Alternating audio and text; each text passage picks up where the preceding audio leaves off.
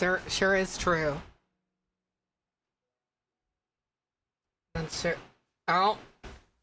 Holy shit, 2 Love Letters series songs in a row.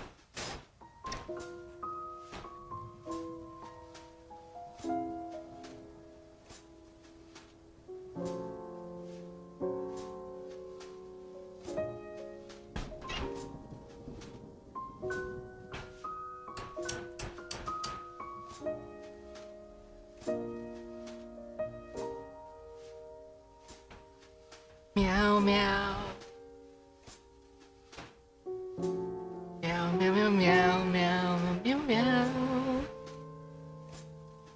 Meow meow meow meow meow. Meow meow meow meow.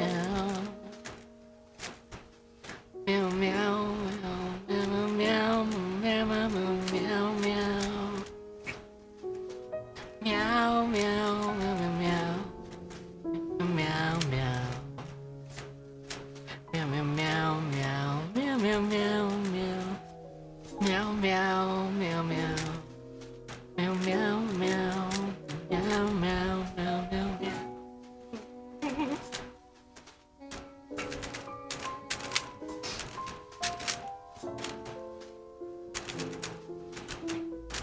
I just ate hot Cheetos, so it's a little bit hard to do anything. Always makes me so sniffly and sneezy. But here's the meower.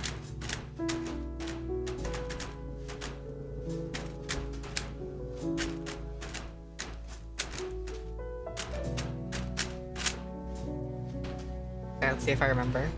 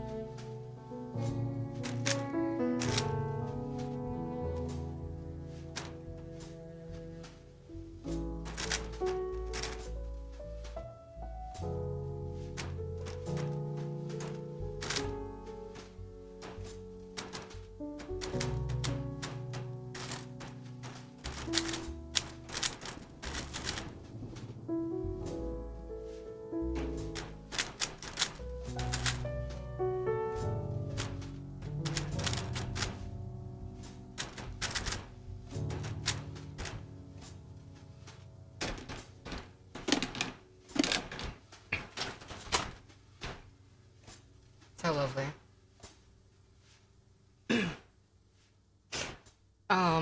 Okay.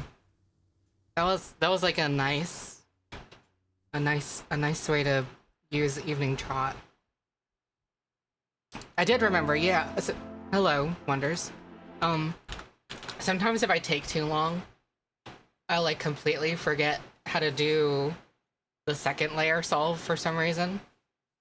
Just because the triggers feel weird sometimes. But it's fine. I did it this time. It's whatever.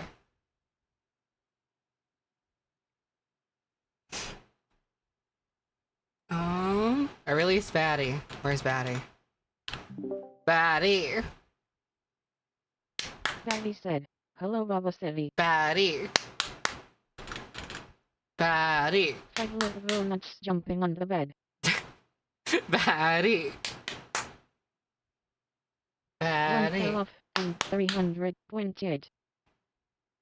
1 fell off and 328? Okay.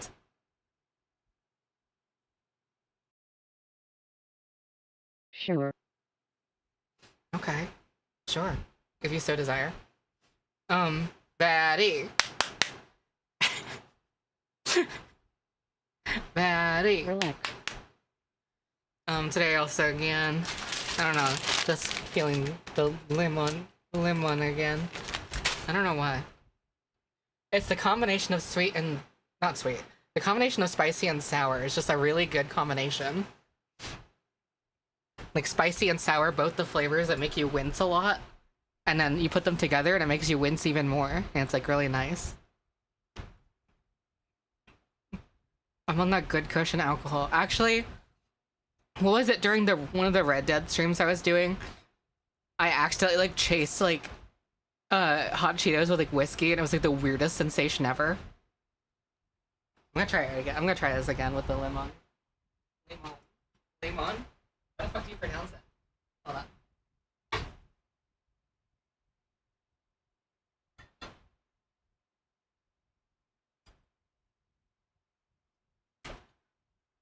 Okay. So like first these.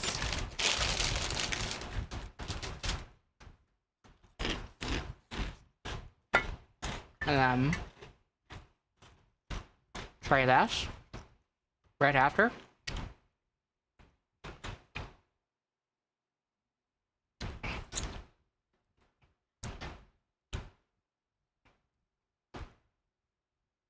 Yeah, it's a really strange flavor. Very strange.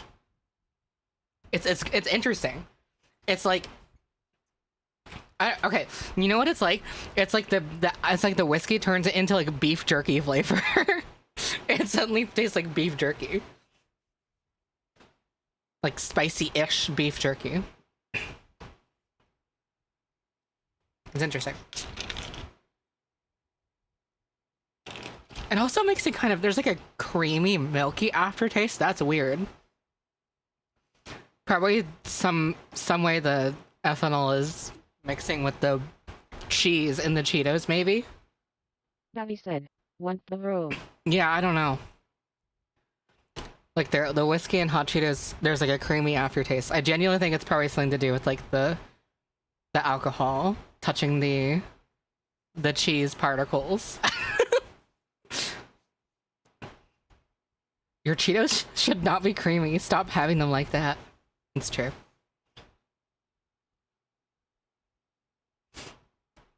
Ow, ow, ow. Ow, ow, ow. Wait, Buddy, should I show I'm gonna show some of the creatures really quickly.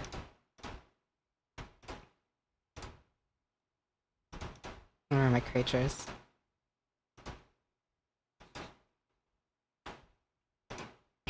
Oh. Some creatures for today.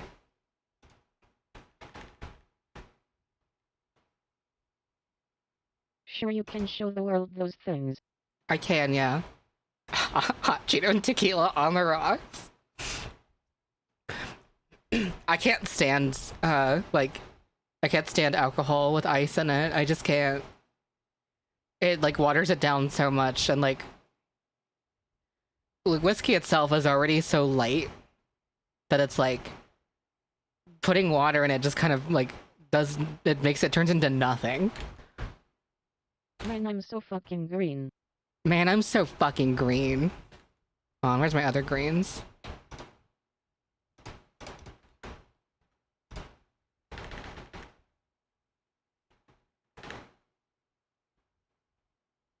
My green fucking world.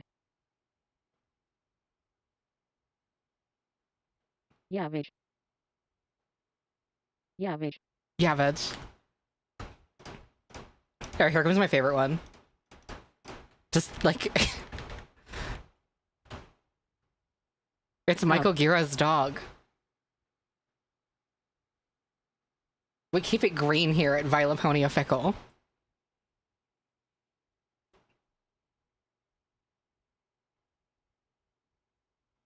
Was put in the was put out of the ground too early. It takes to be green. I am constantly in a state of torment. I am torn between I should draw and I should make music. Yeah, I feel that. Alright, last green one. Last green one. Last green one.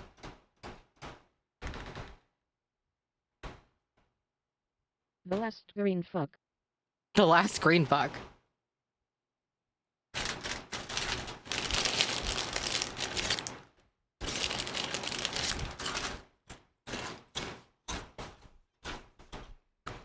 I suddenly have an urge to show everyone the funny webpunk samples.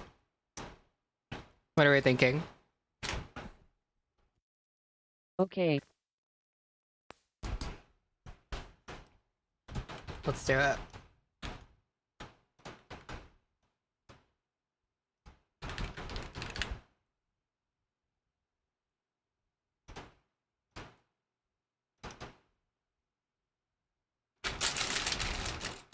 Ableton, it's green.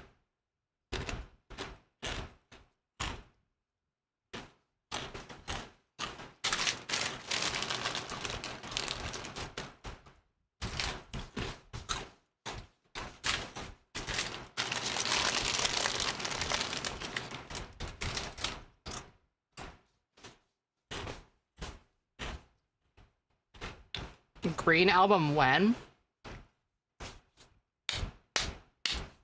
Wait, hold on. Do I not have a green album?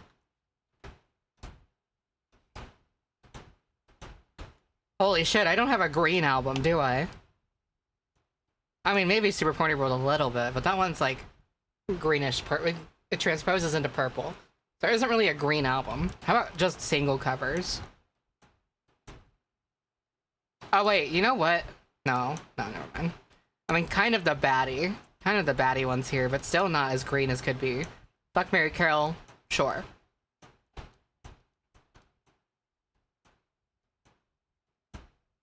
Holy wow, there's like no green. Gavi said, you need make green album, and I do green art. Let's make the green album. Yes, bro. Time to make the green album. It's time to remember. It's time to remember. Okay.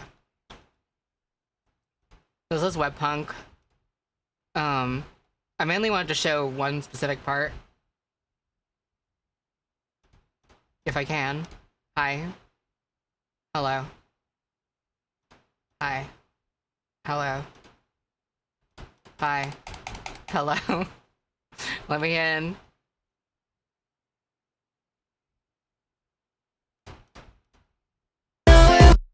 Ooh, that's a lot of latency. Okay, let's remove this. And then let's remove this. And then we should have better latency now. Now the revolution's in the magic of friends.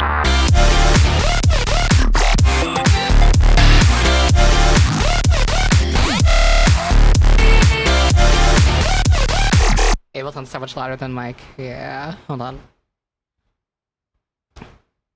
Now the revolution's in the magic of friends.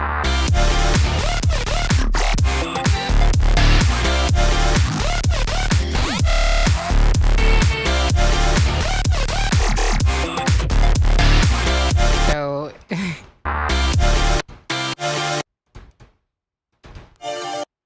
this is right here, this song is a song I wrote when I was 11, I think it was.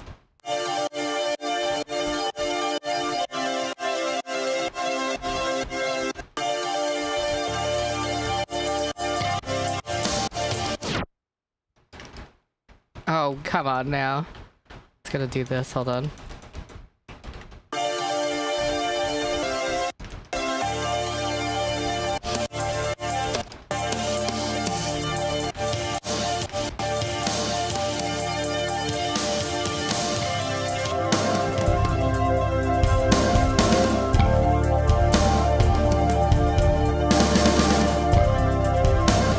So I wrote this when I was like 11, and that's here.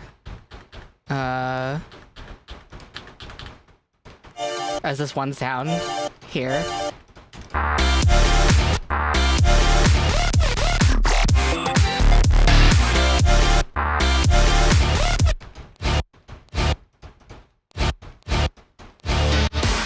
That's the heretic.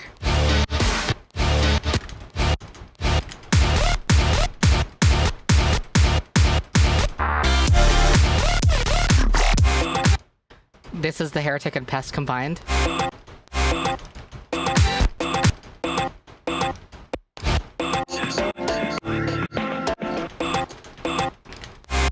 This is pest.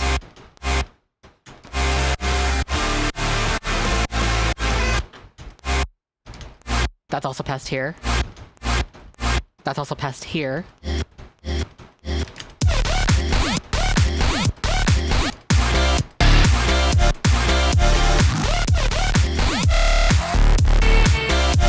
And that one should be... where the fuck is sludge? There's the sludge.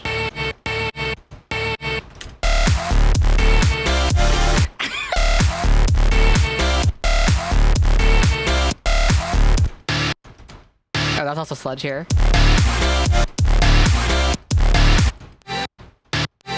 What is this? Oh, Sunnymore's Lust Bug.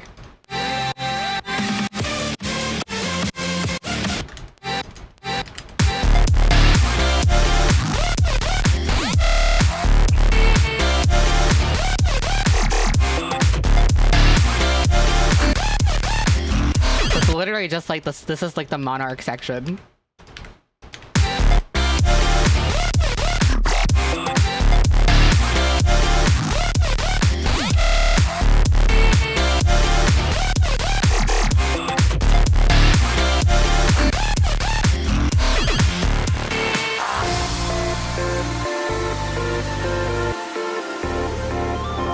And also this here.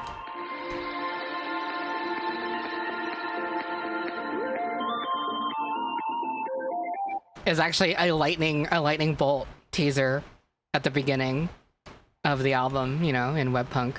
And what's funny is Lightning Bolt was one of the first songs I finished for the album. So, but then people heard Webpunk first. And so I thought it was kind of fun to tease Lightning Bolt through this way, because, you know, the first part is all about, like, you know, ignoring the deeper problems that Vid is having. She's like trying really hard to like forget them, and this is like an indication that like, hey, this is gonna happen eventually if you keep this shit up, you know. The original demo for Lightning Bolt was called The World's Most Mysterious House, and it originally sounded like this.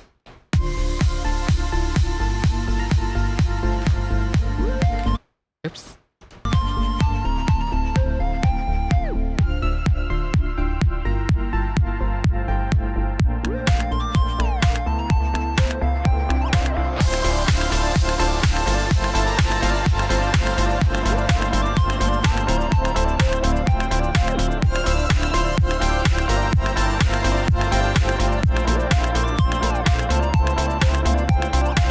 And originally, I wasn't gonna have anything on Love and Pony Steps sound like that, because that sounds almost more like Girls Who Are Wizards. And I found a way to make it make sense in the middle of Lightning Bolt. Like, I thought that progression was too good to like waste or anything.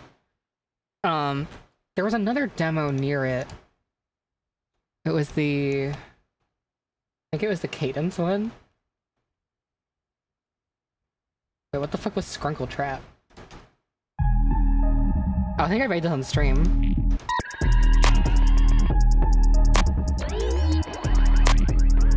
Okay, that has nothing to do with this. Then the first demo of Lightning Bolt.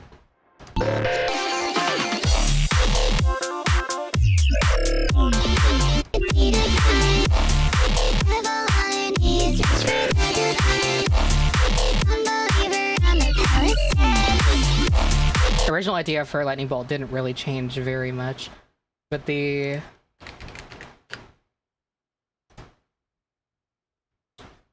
demo really close to it was... Oh, wait, no, not... It was this. There was a demo right next to Lightning Bolt's original demo, which was this.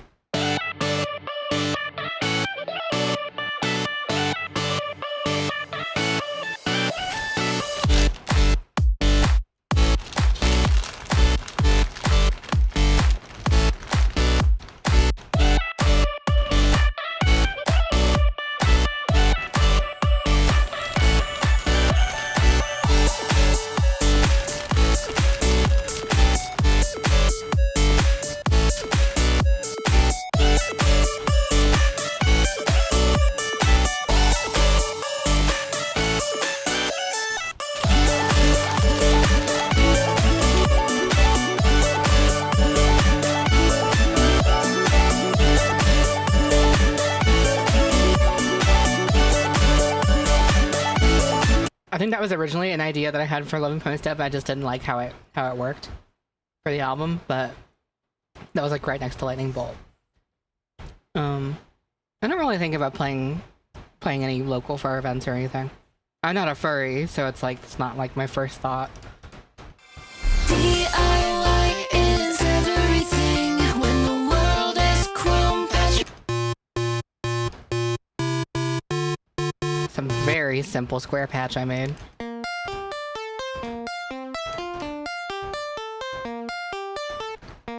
I like this one because it shifts around a lot.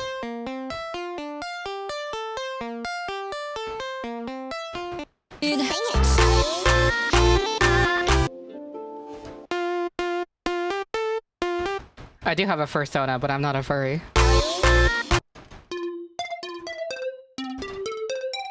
Yes, I think this is a preset from Silent that I liked to use because I think Scratton used it in a song once. So I really like this preset.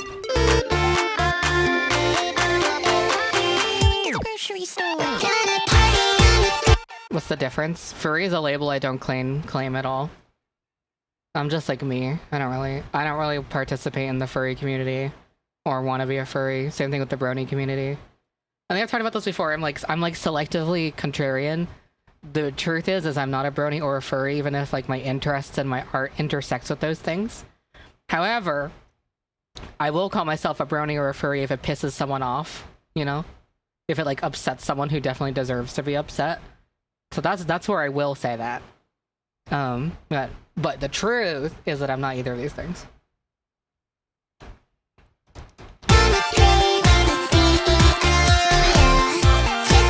The song sounds really small without the master. Can I get the master back in? Here's what it sounds like mastered.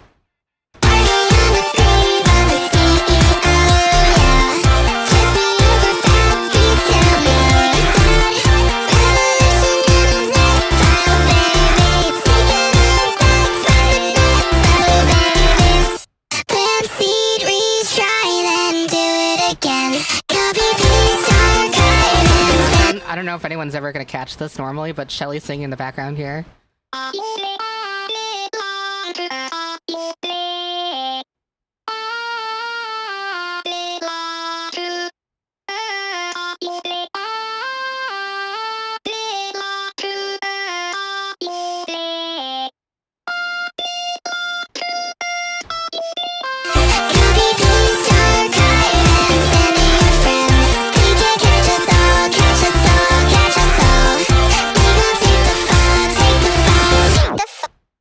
Can we expect a solo career from her? I have no idea. Most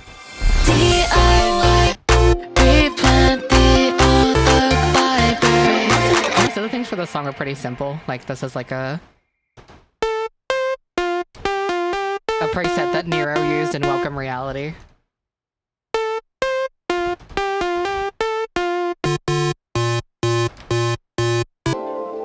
Oh, and fun fact. This folder, anything labeled DF and then a number, is something that I originally made for Dragonfly. And what happened was for Walking Beside a Dragonfly, I basically spent months playing instruments and doing sound design and building a huge folder of recordings and stuff to use. What is your mastering chain? Add so much latency? Actually, it's mostly just the RXD click on the vocals. Which is adding 665 milliseconds of latency. I was too lazy to remove it, so... Anyway, anything labeled DF and a number is for the Dragonfly sessions. And basically, I originally made that folder of stuff just for Dragonfly, and then I realized that, like, if I used a bunch of the sounds that I had created for Dragonfly and other parts of the album, it would help tie together everything leading up to Dragonfly. And so in different parts of the album, I sprinkle in recordings from that session, and here's one of them.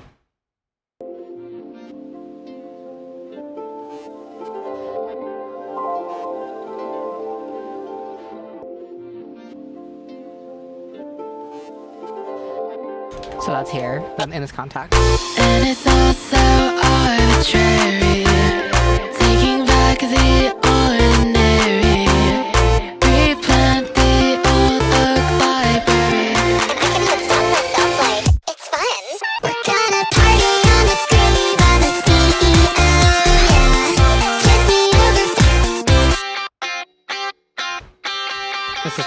already played. Not much to say here.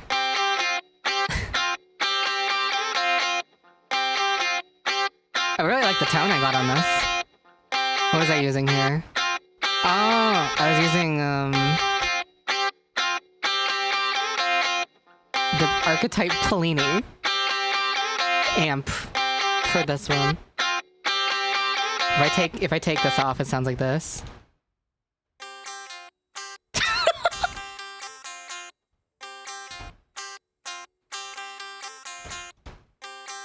Oh, maybe if I take this off too.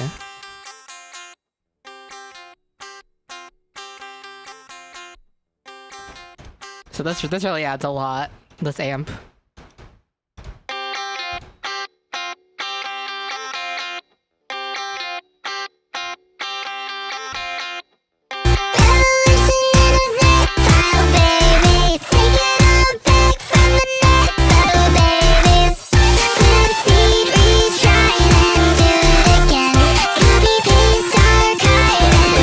The amp, hold on.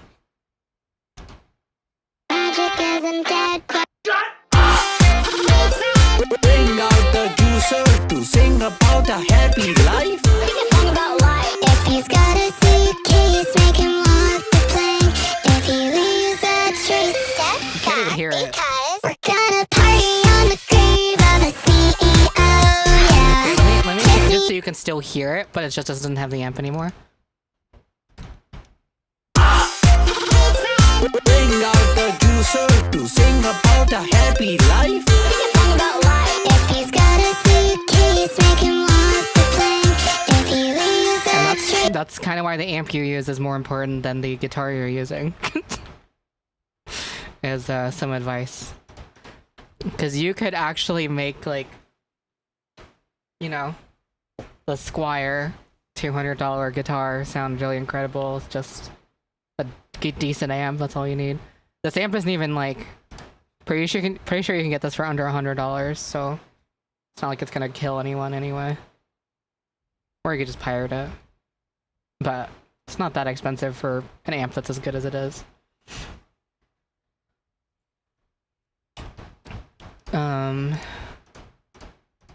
I mean, Neural DSP, they charge a pretty intense amount for the amps in total, especially because the amps sort of focus on specific sounds of like artists.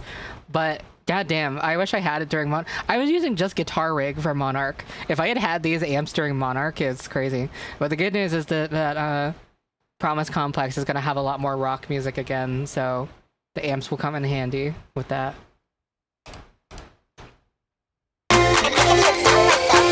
Is there anything like extremely fun about the basses, or is it just like, yeah, it's just my classic fatty silent bass that I like to make a lot.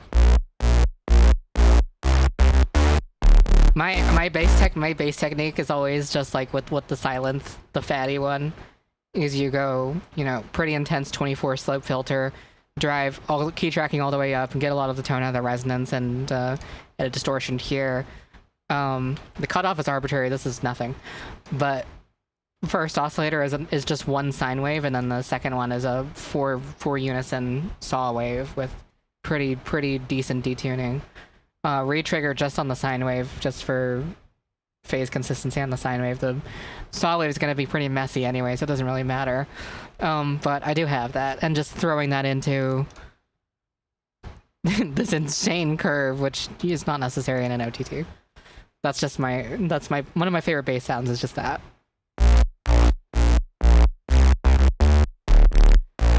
Super bassy and cuts through any mix like this.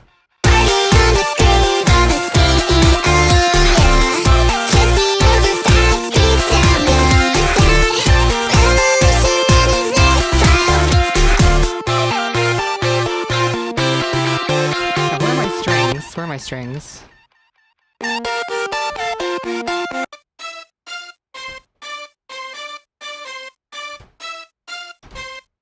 Some silence, or Nexus, rather. What's your master? Let's take a look.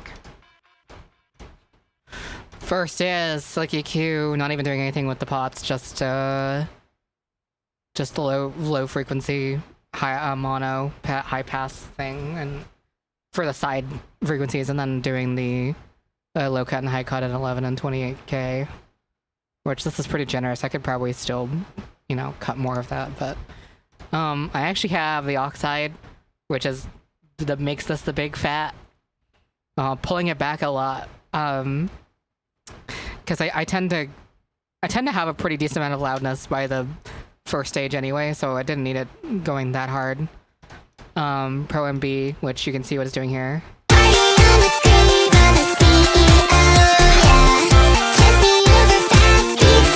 The big focus is controlling this here.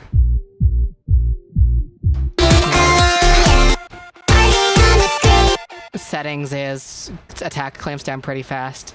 Pro MB is a multi-band compressor, so what this is doing is it's taking different parts of this frequency spectrum and compressing it based on the settings I have here.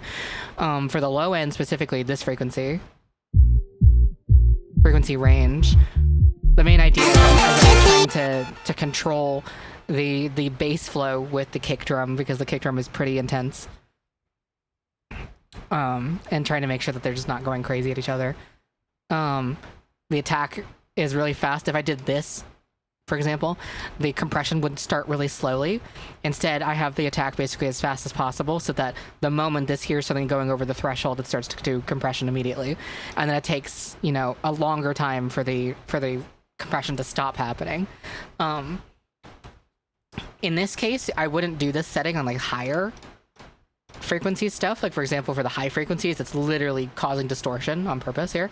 For the high mids and the mids, the attack is pretty slow and the release is pretty fast, so it's going to do a pretty transparent compression here, like this. A lot of the transient information that we perceive is going to be important. All the bass needs to do is be thumpy. It doesn't have to have that kind of same slap as up here, so that can have a little bit more heavy-handed immediate compression. Oh, actually, I need to change this setting. Oh no, that's fine. Yep. And then here, kind of the same setting as the low end, really. I have Bloom here, and this is mostly for creating stereo stuff. So this is like a frequency algorithmic balancing thing that Sounds did. And what I mainly use this for is for stereo width. I used to use Isotope for this sort of stuff, but I do not like Ozone or any of that stuff anymore. It's like really not transparent, and it gets really messy really easily, and I just don't like it. And the fucking limiter and clipper for Ozone stuff sucks, and also Isotope sucks as a company. That's a whole other conversation.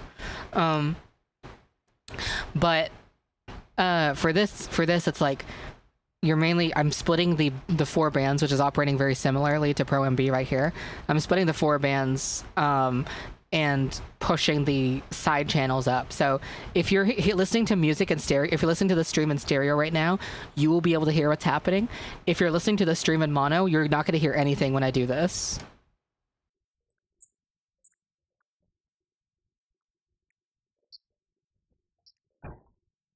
So if you're listening to the stream in mono right now, you didn't hear that, what I just did.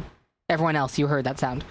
Anyway, what's happening is I'm rebalancing the mono and stereo signals. So I'll go between these, watch. So here's the stereo signal. Or the side, not the stereo signal, this is the side signal. And then the mono signal is here.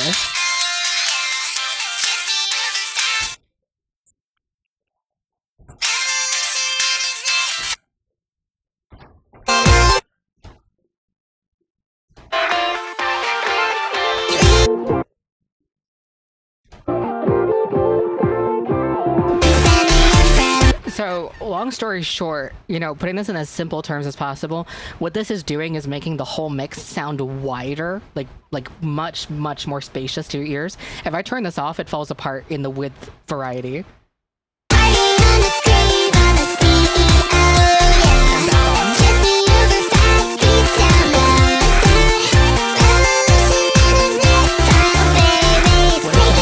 What is moving the little tab left and right do again? This is just focusing the frequency that it's affecting. It's still limited to a certain frequency range, but you have a little bit of freedom here. And so usually I'm focusing, you know, on different parts of the sound that I want to emphasize and de-emphasize. This is, you can technically do this manually if you want to, but I found this plugin to be pretty transparent if you don't abuse it. If you push this thing really hard, it can sound really gross. Here, watch.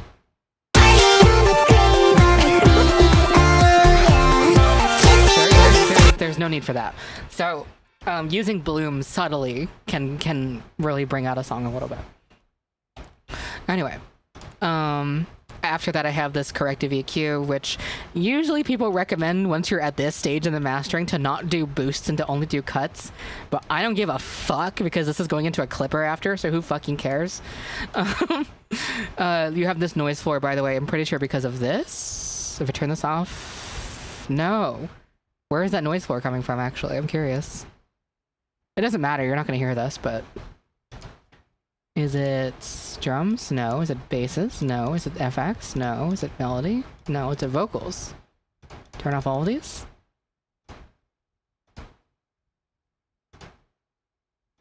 Oh.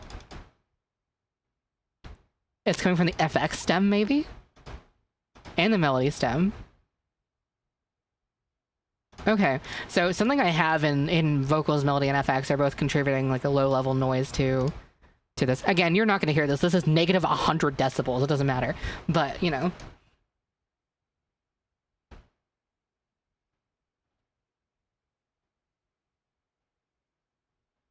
But yeah, okay. And then here I am going into K-clip, which is just taking the loudest parts of the song and just clipping it really hard. It's just a hard clipper. So that makes it louder. That helps it not peak and go crazy. And then last but not least, this is situational. I don't always use this, but I'm using the Vice DS Mark III limiter. And this is giving us a whole 3 decibels of compression and stuff. And so this is working overtime past the clipper. You could technically switch the place of the clipper and the limiter if you want to. But in this case, I wanted the Wyse DS1 Mark III imparts like a little pumping feeling, and I kind of wanted that to be the focus by the end of the chain. If I put it before the clipper, it would be a little bit less emphasized because the clipper would be trying to push back on it again, clip off the edges of that like pumping. So, or would it? Maybe it wouldn't. Using my big fat brain right now.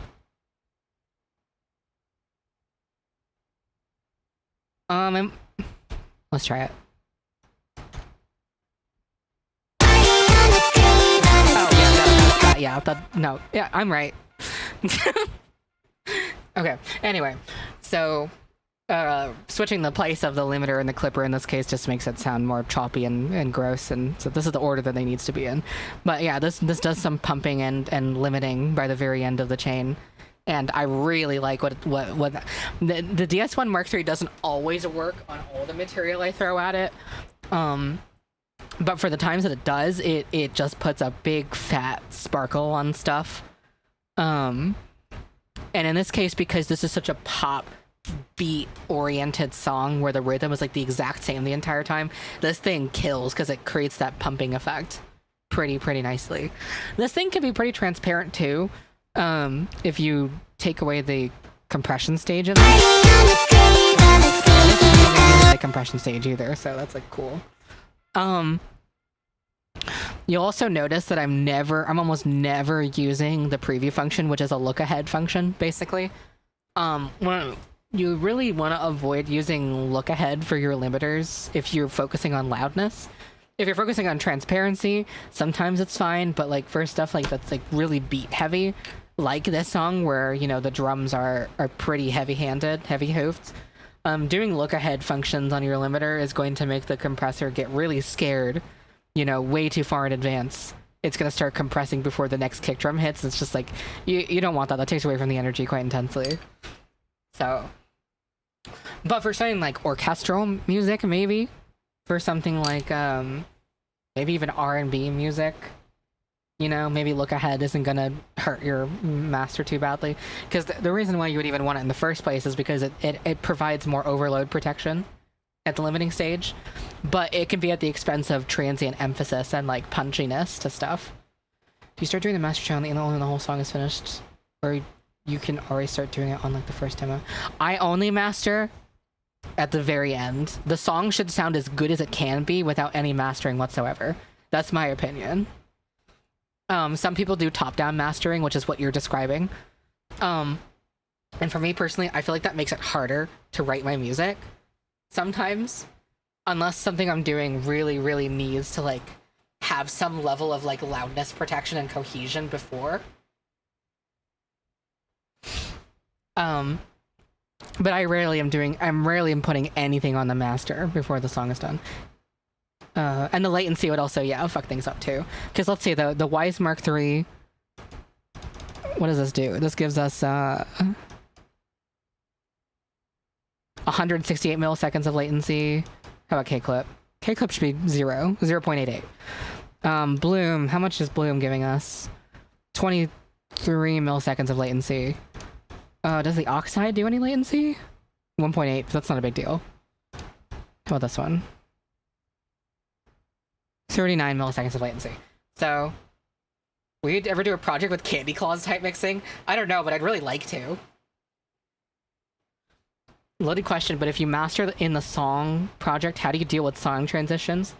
So this is gonna like be really a painful thing for me to say, because this is the most painstaking way to do it. But I plan everything ahead of time. I basically, when I was writing this album, I didn't finish like stuff until I knew how the songs would transition into each other. And even though I'm mastering in each individual project, I was accounting for what would come next and how I would put them together that way. That is like the most painstaking way of doing it, I know, but that was the only way to do it for my own sanity, I think. So I didn't have any reference point. I was doing it all separately.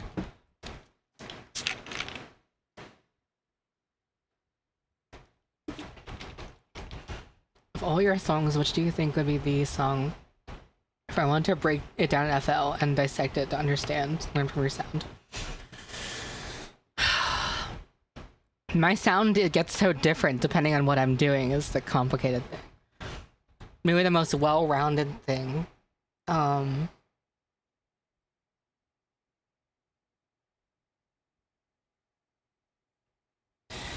I would say... that's a really good question. What will be the definitive song to study? Fuck. Probably Hush, I would say. Hush would probably be the best song to study, I think.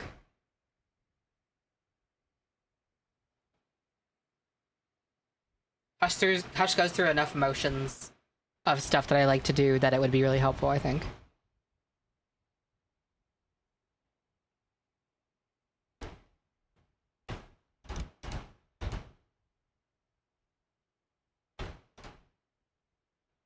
So do some batch insane mixing techniques that you can't really hear in the finished product, but are definitely there.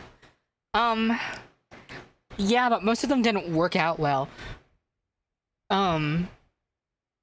So, wouldn't be that exciting to talk about, I think. Usually those are the failures.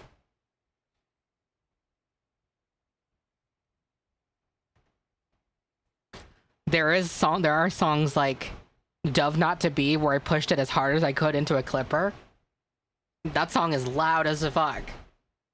Hold on. If you guys don't listen... Actually, this might be hard to tell because we're still doing this over YouTube. But this song is really fucking loud. I'm really such a flightless bitch.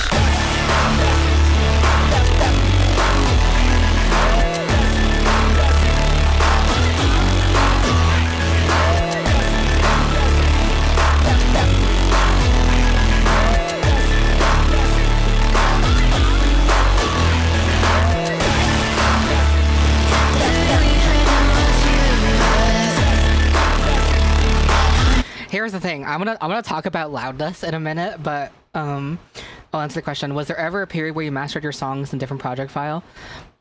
There isn't a period of time. It always depends on like the song.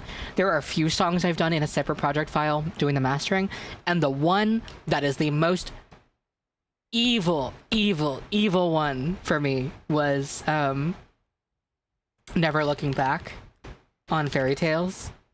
I don't know why this song was so hard for me, because I think I'd be able to do it better now, but I spent like 10 hours straight trying to master it. And it wasn't because it was hard to, it was just because I didn't know what I was doing. I wasn't smart enough, to be honest. It was a skill issue.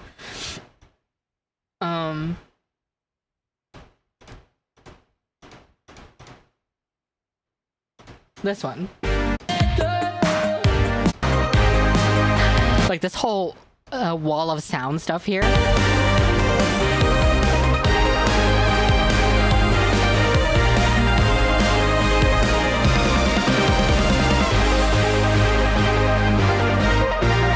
I did not know how to master that back then. Now I obviously know how to do wall of sound mastering, if not shown by, you know, doing stuff like Fish Whisperer like this.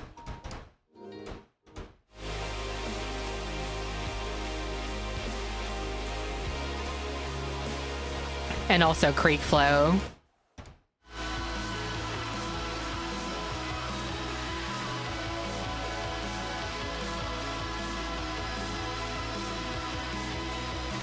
That stuff can be pretty difficult to master and for it to sound good. I am gonna remaster some of my old songs, yeah. But loudness. Loudness is something that the average listener does not think about whatsoever. But it is the idea of how loud your song is in a neutral space. So what I'm going to be doing here is this is going to be playing through my Apple Music local files. So there's going to be no volume adjustment whatsoever. You're going to hear, I'm going to put this at the loudest volume my Apple Music can go. And we'll go through this a little bit, because loudness is such a big thing that people do not realize is a big thing. Spotify has changed a lot about that stuff. So for example, if I go to something like, oh, I don't know. You know what? Here's a good example. Let's play this. Let's do one of these. Town, eyes dilated. I got the money and the power, both gyrating. I feel good, get the fuck out my face. Look good, but she don't got no ties. I walk in, walk So that's out like with the a volume, right? Know what the pay. Now, What the fuck? try and mentally remember how loud this is for a second. I got hits, I got bucks, I got new paper cuts, I got friends, I got. And I'm not talking about how loud the elements are individually. I'm talking about how loud the song is as a single file. Foes, but they hard sitting ducks, hit his turf and get cracking double. Now, playing this at the same volume on my computer, listen to this.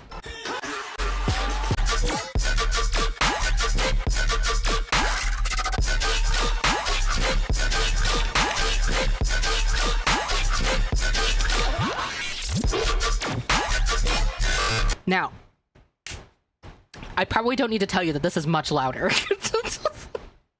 Right, I probably don't need to tell you that this is much louder than Kendrick Lamar's GNX. SZA is the fucking queen of getting this shit fucking loud, by the way. But holy fuck, that's loud, right? Now let's go over to Skrillex. Let's go listen to this album. Check out this this voltage here, yeah?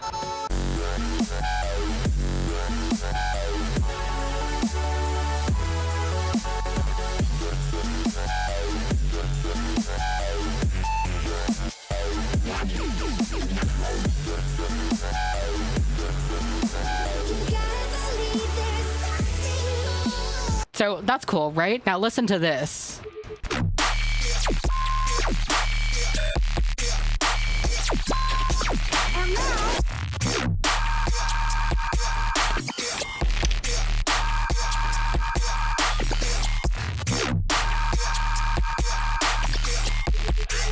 Even though the elements in Skrillex's Voltage are like musically louder, as a song, Voltage is not louder than Phone Tap at all.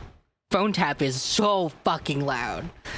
And the thing is you'll be tempted to think that, oh well, you know, if this is a problem, I'll just turn up and down my volume, right? But the thing is that people subconsciously associate loudness with power and loudness with quality, and like there's this huge struggle of balancing how loud you can get your song while having it not distort and fall apart completely. This entire concept is called the loudness war, and ever since digital music was a thing, this started to become a really big issue. Some people choose to participate in it, and some people don't. And it's really complicated because a lot of this is psychological, and you could argue that participating in it ruins the dynamics of different songs, because in order to make a song super loud, you usually have to do compression techniques and clipping techniques and like sacrifice like qualities of different sounds so that you can just push a little bit of extra decibels into the loudness of stuff, right? And so it's a whole thing. Now what I will say is that Space Laces' mastering is immaculate. Like, this song is so goddamn loud, and yet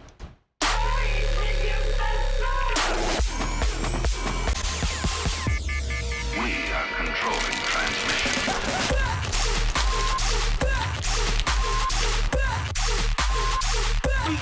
and yet that master is clean as all fuck. Like, what the hell? There's like no unwanted distortion in that drop whatsoever. That is just like clean. And you have to realize, let's go to this for a second. If I start pushing this too loudly from here,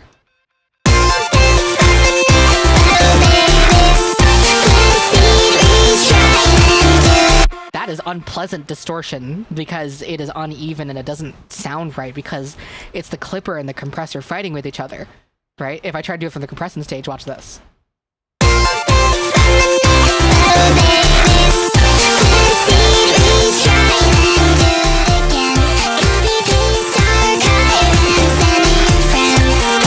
Do you hear with this technique, it's pumping a lot, the volume is really inconsistent?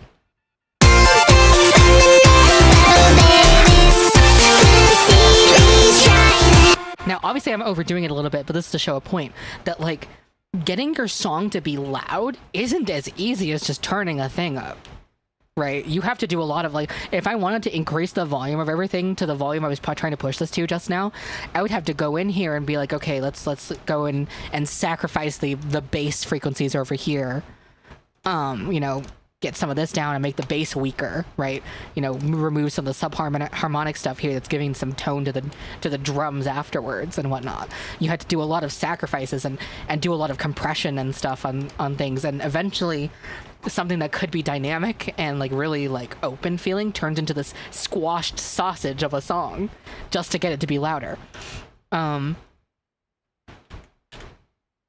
And so again, I'm gonna play this again, knowing this stuff, hearing how goddamn clean this master is.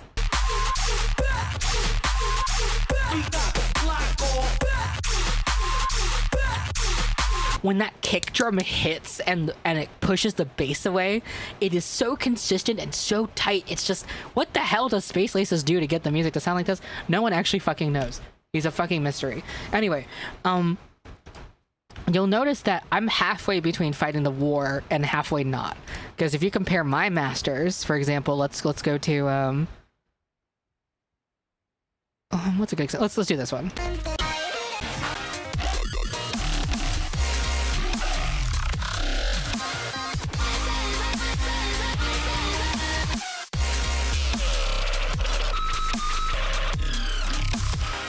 And you compare that with, you know,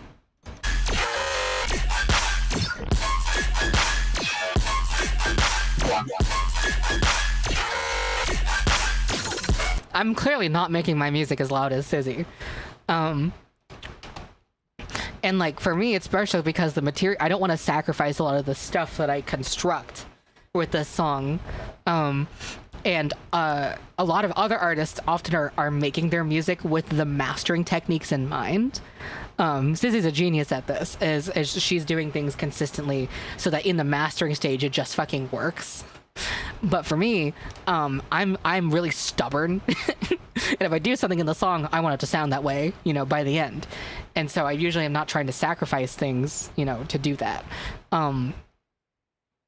There isn't a right way to do these things necessarily. You know, a lot of this is subjective, but I'm trying to think, like, if you compare my master and Sizzy's masters to someone like Savant, for example, Savant's music is... Where is Savant music? Help! Savant's music is like... Let's do Vario, for example. Where is Vario?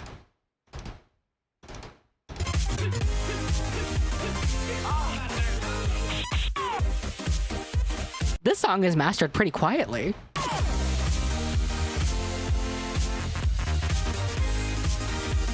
Again, compare that to Jester.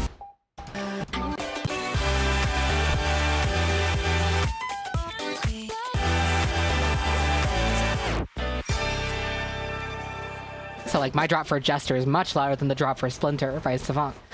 And, these things are really, really big across the board. And what's funny is, obviously, one of my favorite bands is Swans. And Swans is well known for being really heavy and being really big and being really whatever. But what's really funny is their songs are mastered really, really quietly. Let's play some Sizzy again.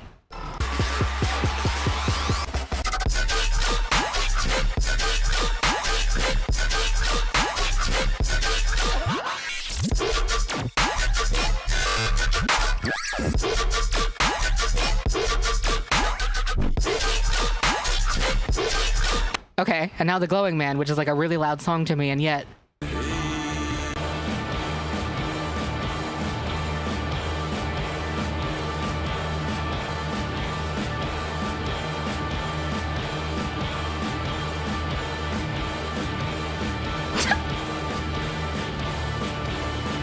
Go back to Sizzy.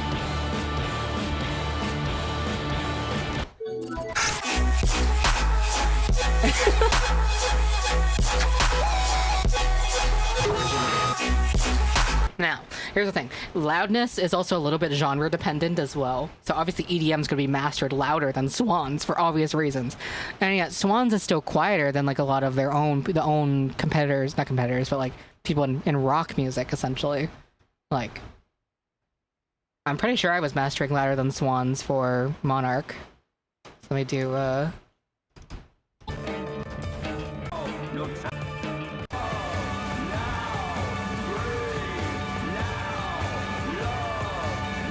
So that's Swans. And here's Play Dead.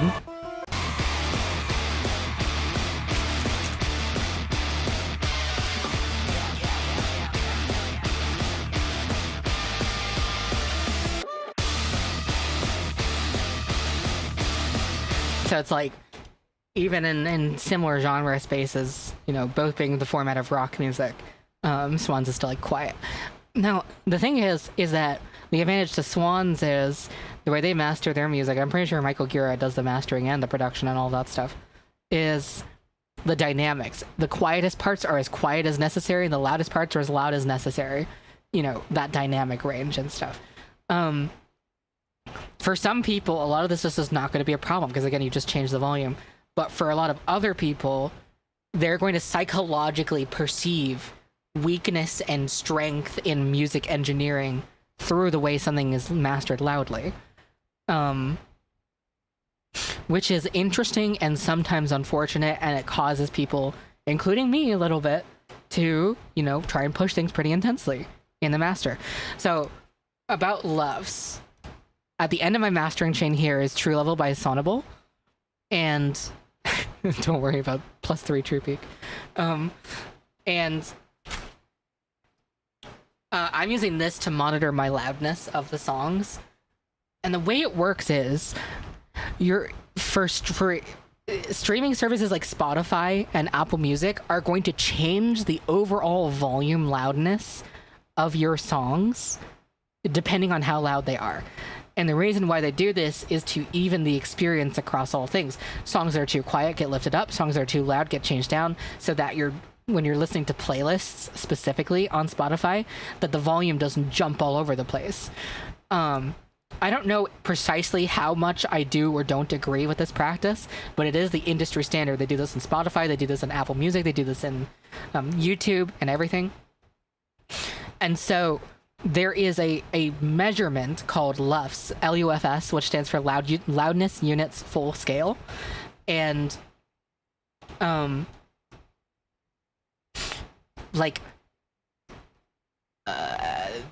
do I say this? LUFS is not an objective. It's not an objective measurement of volume. LUFS is a subjective measurement of loudness the way we perceive it. It accounts for different frequencies that we're more like sensitive to, and it also accounts for dynamics a little bit. And so LUFS is a really weird thing because it's like a metric that isn't fully objective, which is a very complicated thing to throw in an otherwise very objective way of measuring things. Nonetheless, the standard for streaming is -14 LUFS. If you reach -14 LUFS, then your song doesn't have to be turned up. And what most streaming services tell you is that it is much better for your song to get turned down than to get turned up. So as long as you're above -14 LUFS, then they say that you're good. But in my experience, when I listen to music that was mastered, to achieve just a minimum of -14 LUFS, I just find myself turning the volume a lot, And then I'm like psychologically perceiving the strength of that, in tandem. Hello, moonlight glow. Moonlight glow. Ravi said, Bean Bello. Moonlight glow, glow, glow, glow. Moonlight glow. Moonlight glow. Moonlight glow. Right? Okay, she left. That's so sad. I was singing her lullaby. You scared her. And I'm like really nice. That's her lullaby song. Okay, whatever. So -14 LUFS, blah blah blah blah blah blah. What I try and achieve is around -8. I try to go -8 LUFS is the thing I do. There are a couple songs on Love and Pony Step where we reach like -5 LUFS, which is really loud. It's like really loud. I'm pretty sure the songs that reach -5 LUFS are Live, Laugh, Love, because I don't exactly know how I got the song to be as fucking loud as it is, but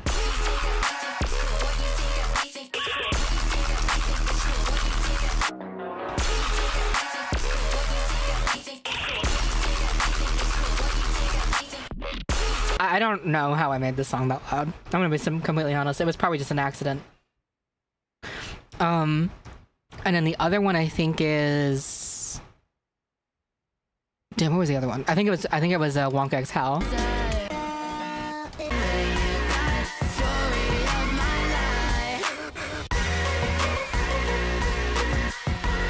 And something that I don't think most people are going to realize is how fucking hard it was to master Love and Pony Step, because we have an acoustic ballad in here, we have an industrial hip hop song, we have bro step music, we have like fucking 90s teen pop music, all on the same album. I don't know if people realize how hard it was to get all these songs to have relatively the same amount of loudness, given everything I've just shown and talked about. Like, I really doubt that anyone's going to listen to this album and be like, holy shit, the volume jumps all over the place, because what's funny is that it kind of does. The volume does kind of jump all over the place in this album, but you don't really think about it very much. And that was because I put so much focus on the transitions, and I put so much focus on like easing you into different parts of it so you wouldn't have to think about that so much. And then the times where the volume jumps do stick out, it's totally on like purpose. This was such a fucking hard album to master. I think I talked about this before, but I remastered Worst Rave Ever like 10 times. So much so that it became a joke in Pilfcord where everyone's just like, We need to intervene with Gwen because she's like remastering Worst Rave Ever like it's a drug. Jer has no master, at least for... I don't know if that's true, to be honest. Is Census... Not Census Designated. is Revenge Seekers on Bandcamp? Does anyone know?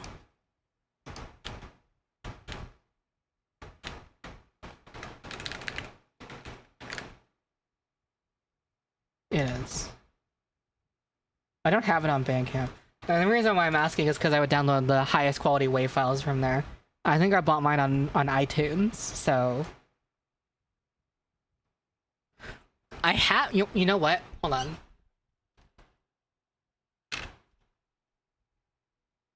I have this. So... Let me just pop this in the desk thing. This should have higher quality files that are not MP3s, surely.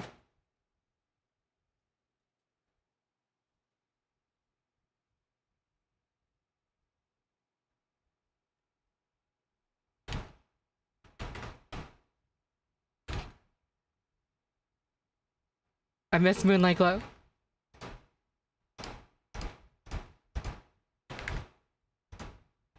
But I'm like so nice. Daddy said, ow gow.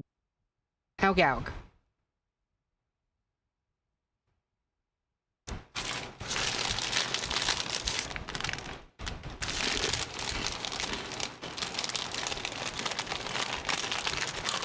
Moonlight Glow, I'm sorry for singing your lullaby.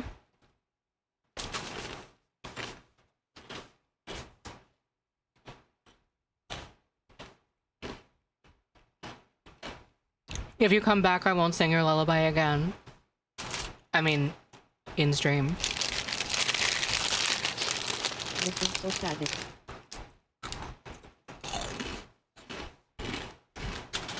Sad.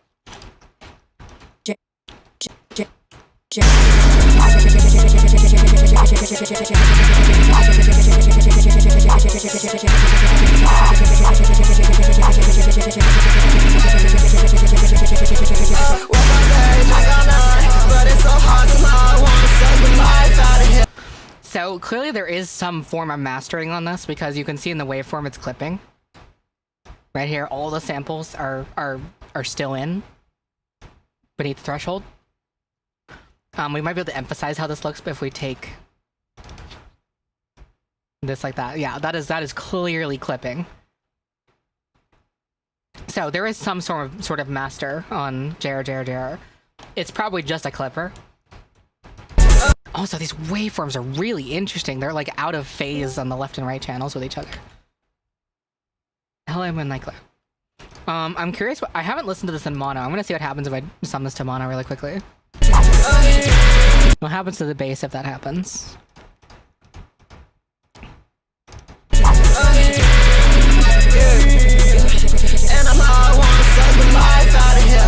Interesting.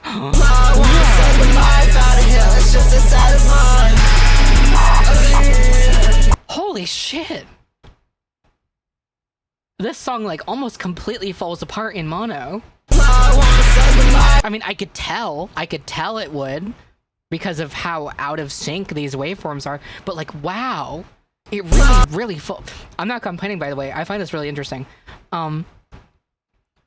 What does clipping mean? English isn't my native language. Hold on. I think people also don't understand what clipping actually is.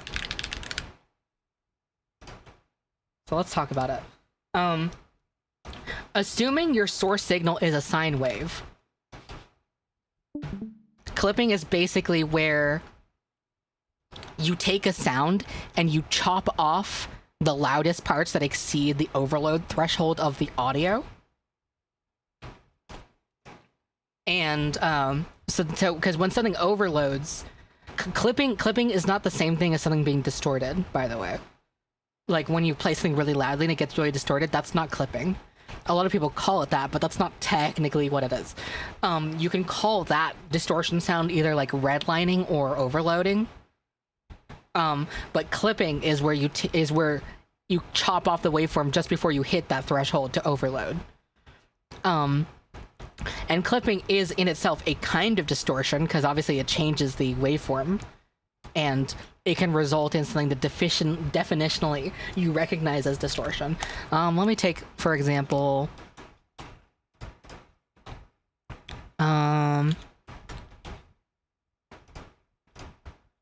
let's take a quieter song because this will emphasize what's going on.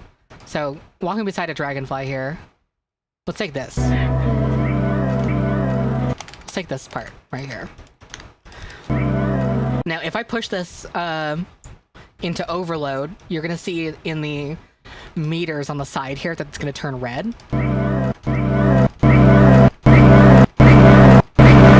And you can hear that when it's overloading, there's like little pops and glitches and distortion in the audio. Now, the reason why overloading distortion can be kind of concerning is because, here's the thing, is sometimes overload distortion can sound really cool to your ears. That is absolutely true. The problem is that overload distortion is dependent on the system that you're playing it at. So that overload might sound great on your headphones and your speakers, but if you play them on a PA system somewhere, the distortion might sound completely different. Absolutely completely different. And sometimes it could be so completely different that it destroys the audio system. Sometimes it can be completely different that it creates some sort of resonant feedback that fucks things up really badly. So distortion is really cool, but what's really important is that you control it. So, and let's say, for example, you want there to be some clipping sounding distortion. Instead of pushing it, to overload the audio threshold, you put a clipper on it. Let me go here and let me make sure we're doing this in the right environment. I'm going to overload this audio and I'm going to say, let's have this be, 48, 41. What am I doing? I want this to be 24. Oh, we'll export this at 24 this way. And now once this is exported, now that this is redlining overloading, let's turn down the waveform, and you'll see that, like, help me, that we're just completely losing information because it's overloading. Oh, actually, no. Well, technically, because it's 24, it probably clipped it that way too. Oh, I'm using my big fat brain for a second because I have to. I think because I was using this 24, it was clipping it there. But it's still unpredictable when you're doing it this way. Let me change this to 32 floating. Oh wait, this needs to be louder. Oh, no, it doesn't. I could do this one.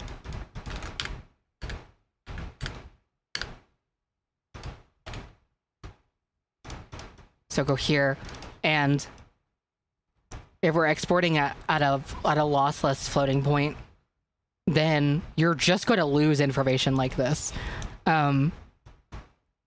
These waveforms are going to get chopped off by whatever system is playing them. And so in order for this to be consistent, you use a clipper. So instead of pushing it out and to overload like that, let me add a clipper to get the same type of distortion.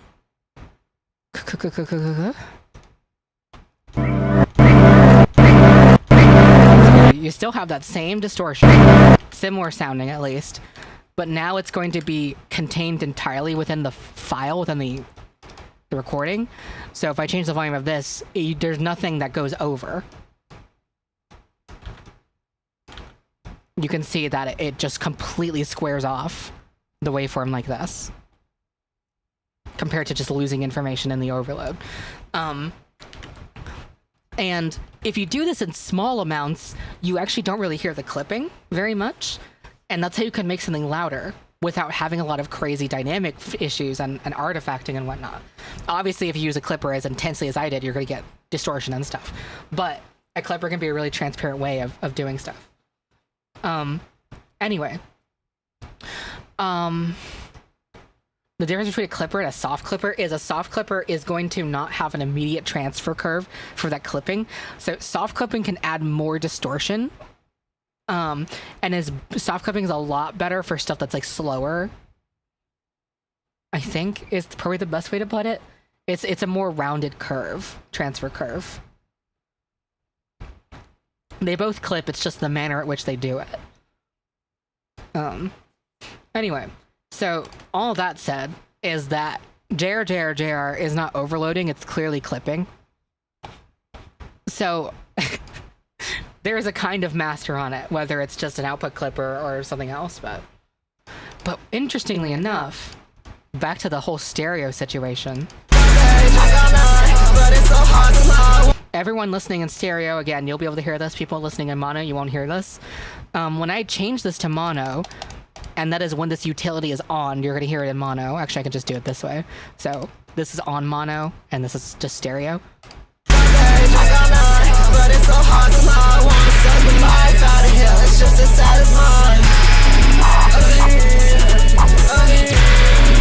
Let's just solo this. Can we solo the sides? Yeah, I can do this with UM2 actually.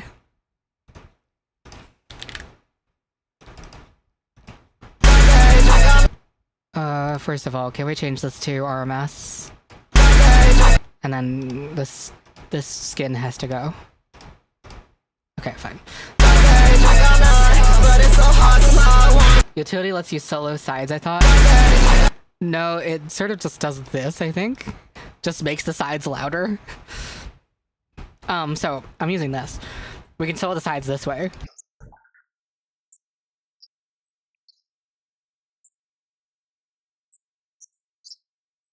There is a lot going out. Right click balance.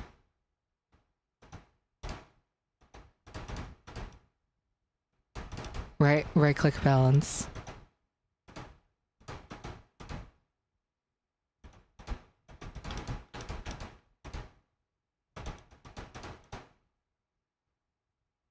I don't think it's working.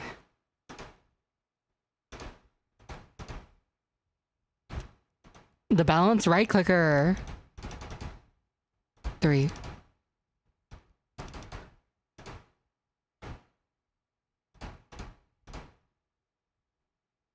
That might have been in an old version of utility. I'm not sure. Anyway, there is so much going in the sides. I'm trying to figure out how do I explain what side is versus mono.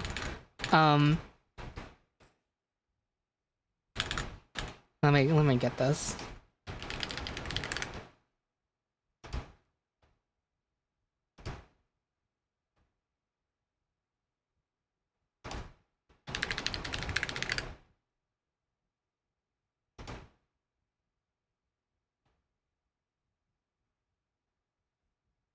God, the diagrams I think would make it so hard to understand for the average person. I'm just gonna draw my own diagram, guys.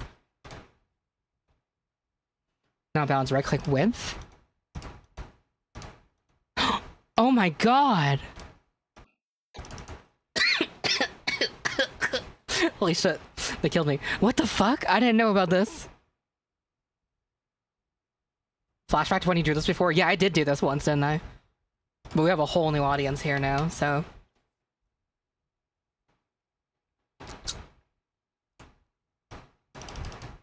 Okay.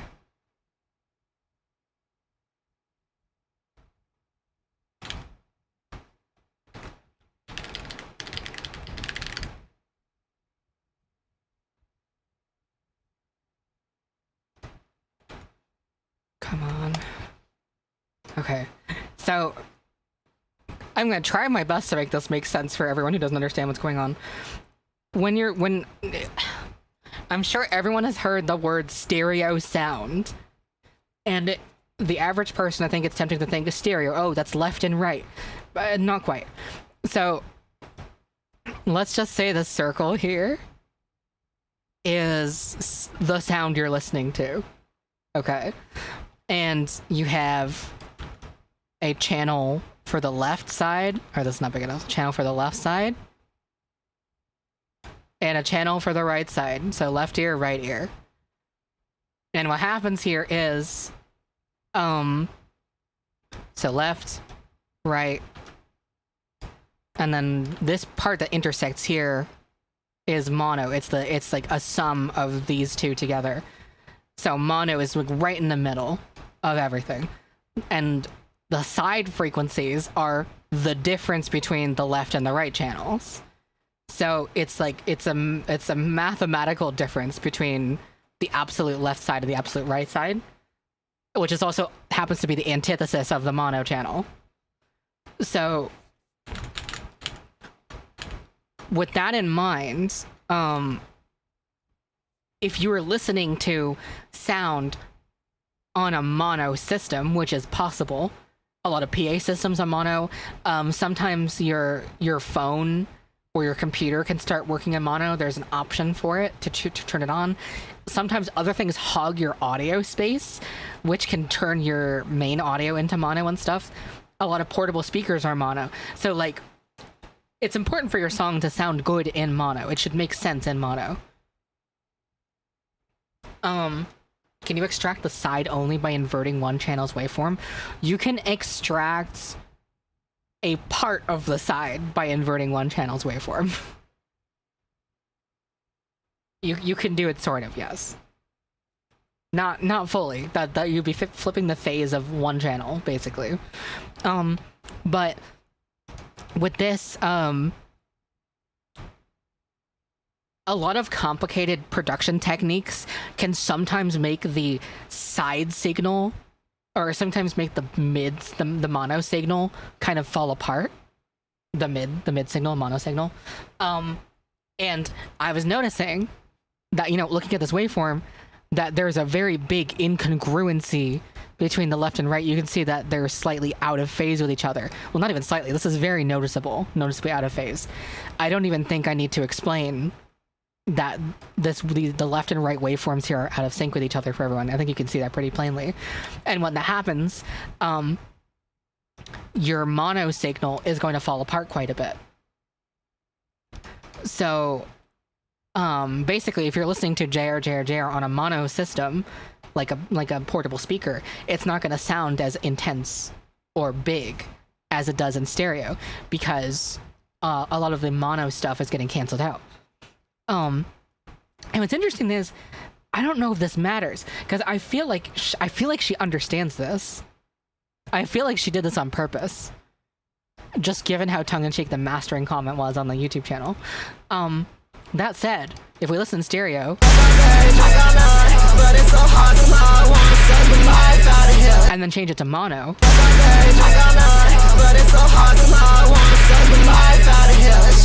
half the instruments and a lot of that sub are just completely gone. I find that really interesting. We can listen to just the stuff that's getting removed in the mono signal by just listening to the side signal like this. If you're listening on a mono speaker, all this stuff you're hearing right now is going to get removed.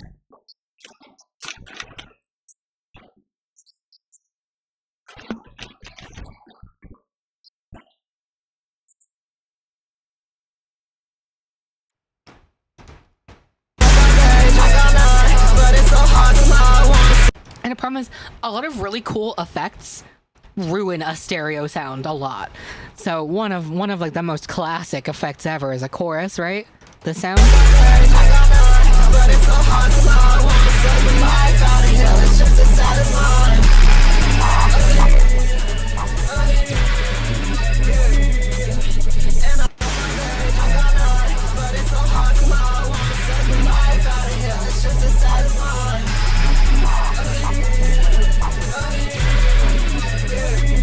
Well, I'm saying average person and just like average consumers. Like, you go to Walmart and talk to someone and they're not going to know what this stuff is. That's what I'm talking about. This is going to fall apart in stereo or fall apart in mono because of the way we're offsetting the phases and pitches of everything. Like, the sub is just gone now in mono. And so it's like, Are people this unaware? Damn. Well, I live in America. Most Americans are dumb as rocks. I mean, why do you think we have the government we have?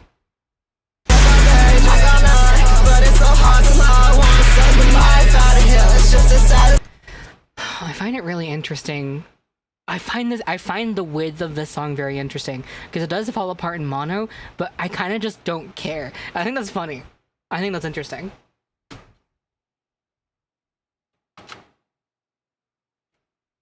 Anyway. All very fascinating. Oh, my stereo ball. Okay, let's mono compatibility is so 2010s. Yeah, I mean there's less and less use cases where mono is necessary.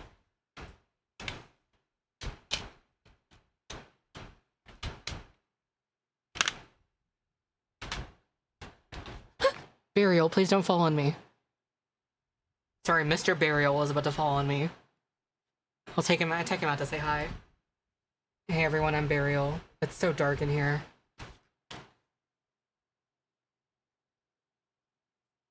Wait, actually, we can share the... I can get both my cadence.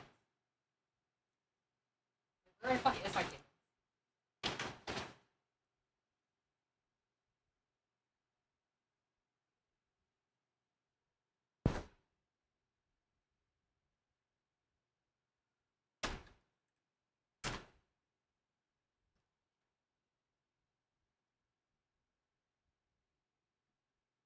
Davi said. Cadence I. Cadence I.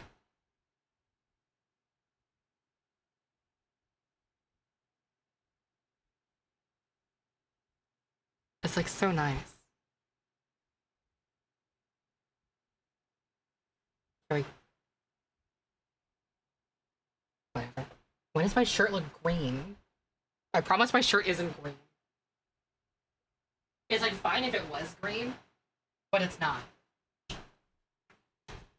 Just on camera it looks green for some reason. Well, not the sleeve. Interesting. Why are you green? I don't know. Help, I'm like sculpting. My paws are covered in clay. It's so hard to type. No, it's easy. Because of her green talk earlier. No. Dude, green rarity. Yeah, that's true. Moonlight said, green green hot. Davi said. Yes. You're becoming the Green album. Green are really best. Green. Okay. Well, another hour and a half long conversation about music. I don't know how I get into these tangents so intensely. I just don't know when to stop talking.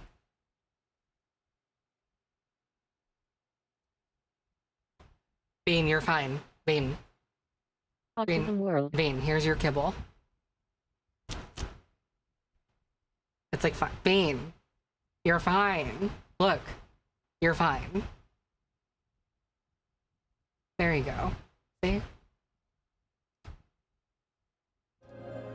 Oh, it's upside down.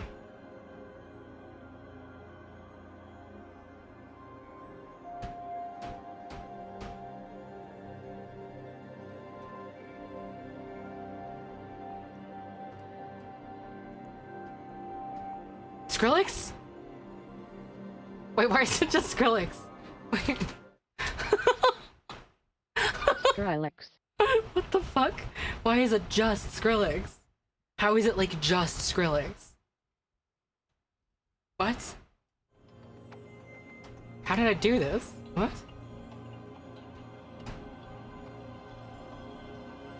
That was weird.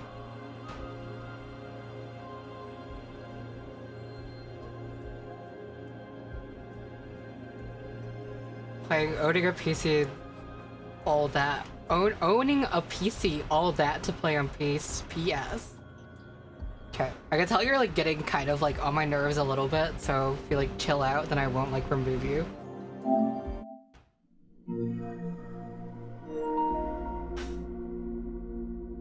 You have like a Reddit quality to the way you speak, so it's like...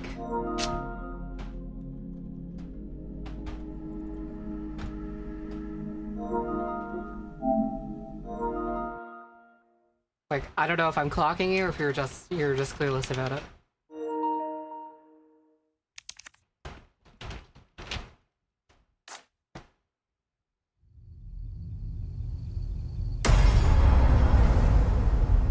Not the super woke. Not super woke. I can't you know what? Anything's better than the fucking Star Wars season, so it's fine.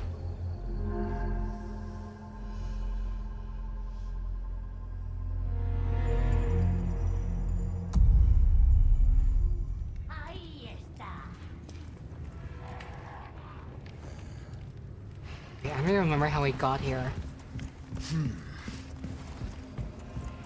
Oh wait, this was like the spider. Yeah, okay, the spider situation is crazy.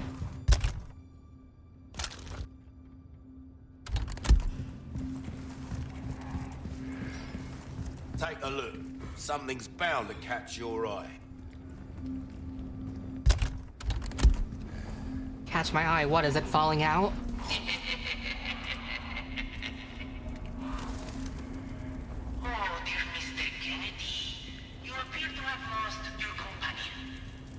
She said meeting you once was enough.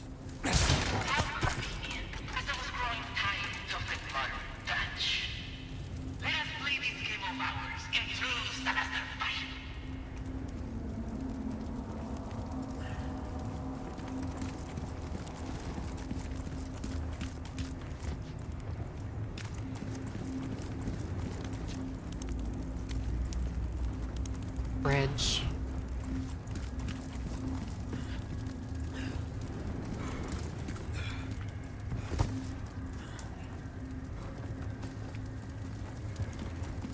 It looks like a drop. It looks like a drop. This here, specifically. Do I drop down here? No, it's not textured.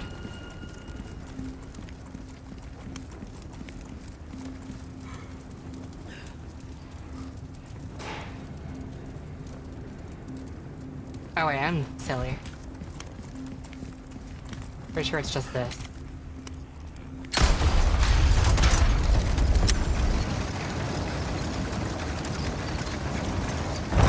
What?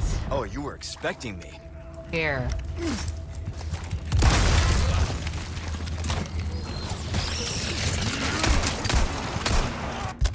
I don't want to deal with this.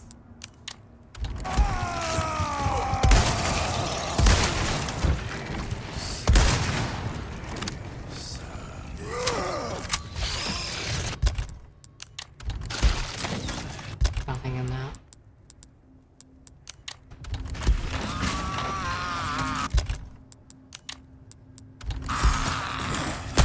Keep coming.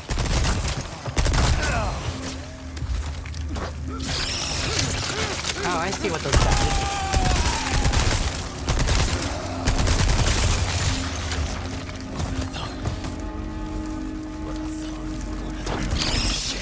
It takes new things.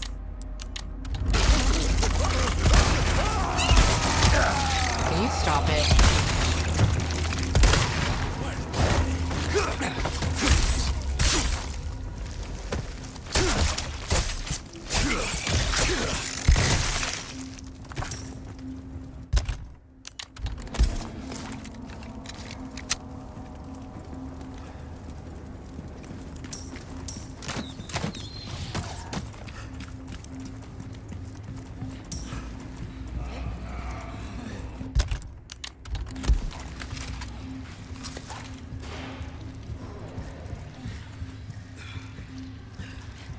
I have like 2 ammo.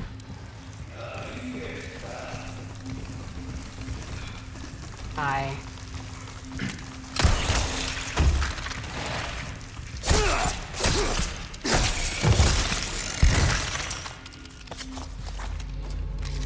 Those are like not that bad of an enemy if they're just by themselves.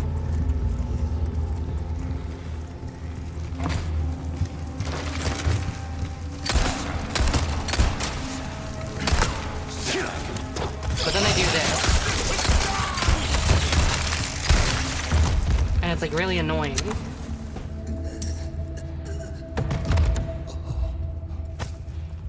Guy wants attention so bad.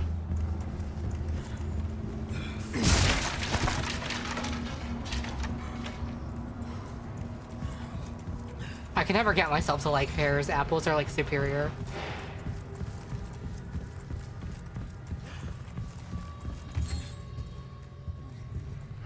Daddy said, I love pear.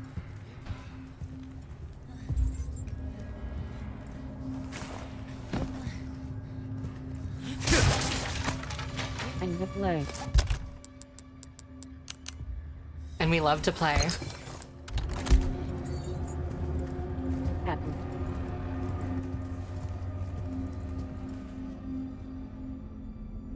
Do I want to know?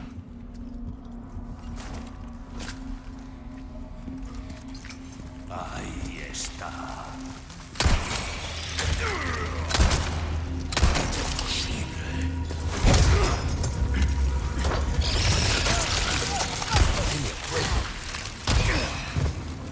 Ow.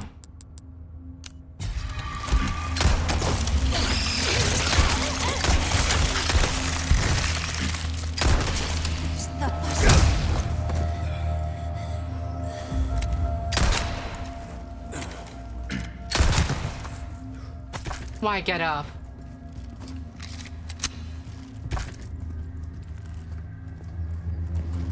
I keep forgetting about environmental weapons like the fucking hanging lanterns.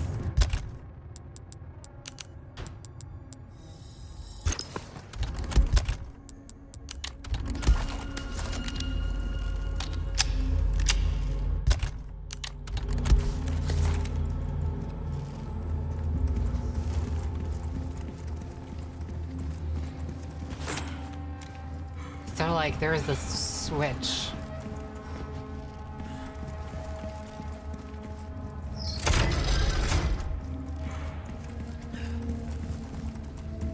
Changes the orientation of these doors.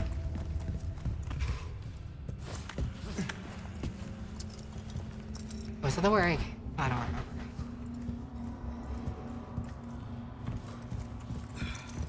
Agarradlo. Yeah, ababna. This guy doesn't even know the Rona lore.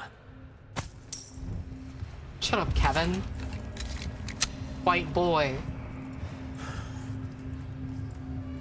That's my white devil.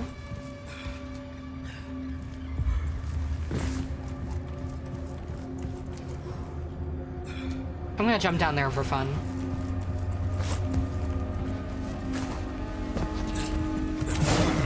Oh! Creep flow ass move.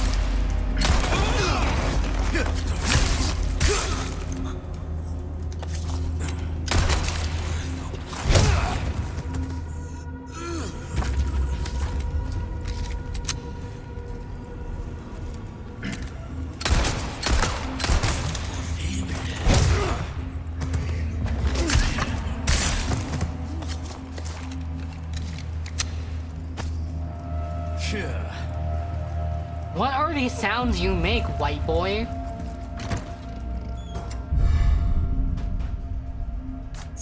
Cracker ass little guy.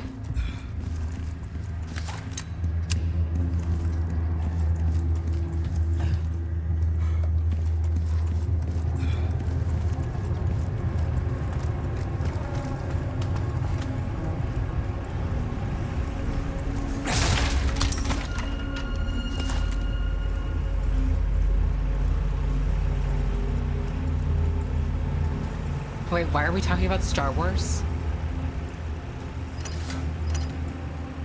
Daddy said, what? There's like a Star Wars subplot conversation happening right now. No. Santo! Moonlight Center Limit 5. Daddy said, okay.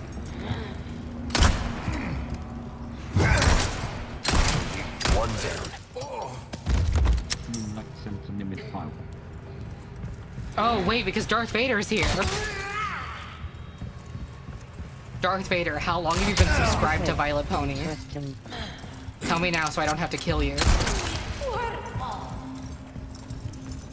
Chat, ready your weapons.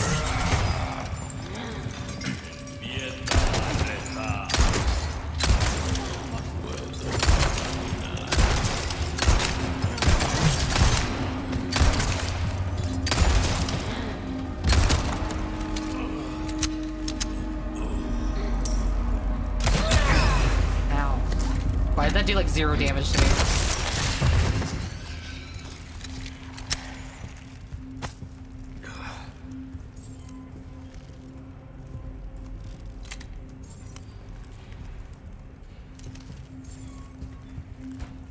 Quite a... Quite a long time, like a month or 2 now. Okay. New favorite type of guy just dropped.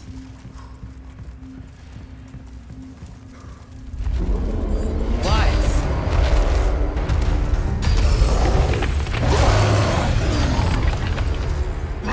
Another one.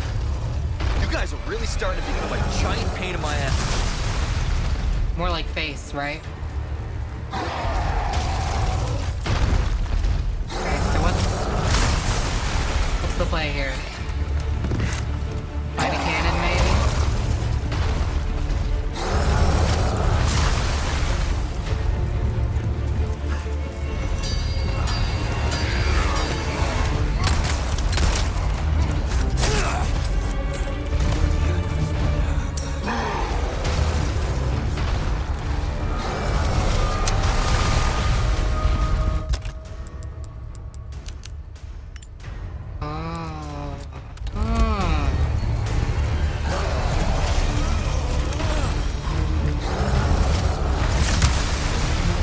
Like, ow?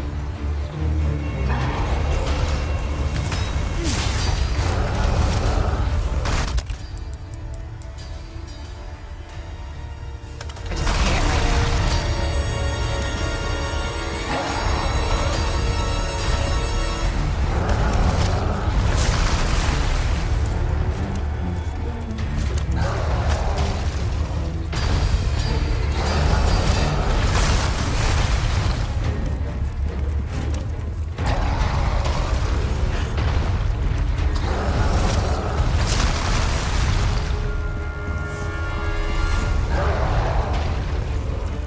If this kills.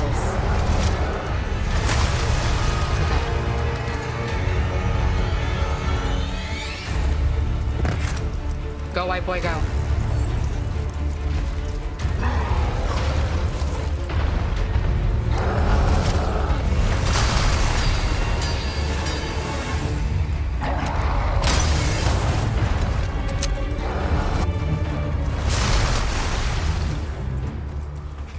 Oh, I've been here. Wait, I'm confused. I think everything serves to confuse me. There's like a really big joy in that.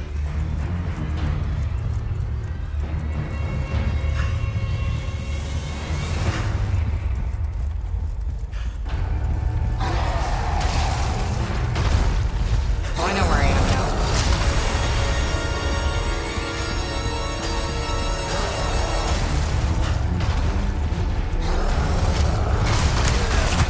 Okay. Shit! Sir Ugly's got me beat.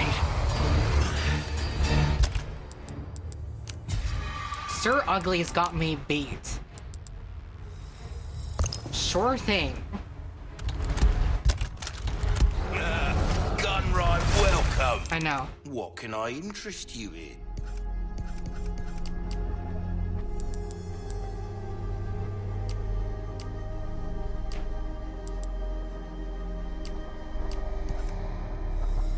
give that the care it deserves, mate. Come back anytime. You know, I'd like to. But Sir Ali's got me beat.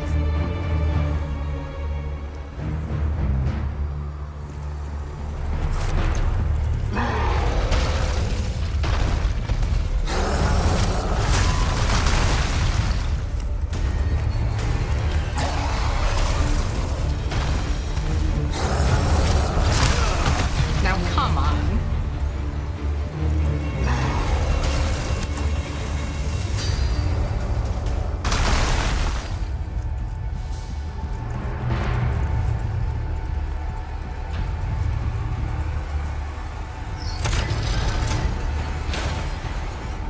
Shopkeeper's not really worried about anything. He was worried about one thing at one point.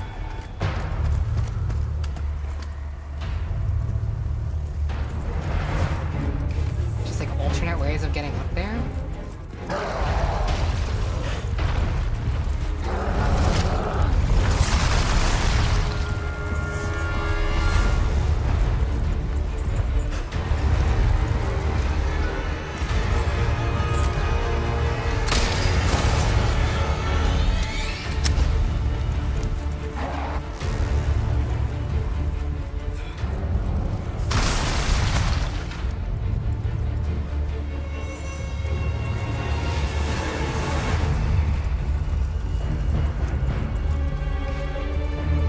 I like this really urgent music, but this is really just a backtracking thing.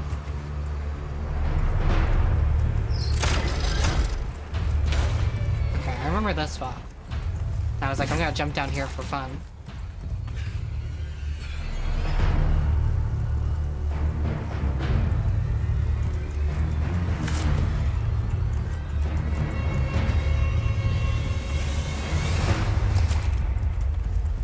It feels like these all go to the same place, so I'm like really confused. I must be missing something.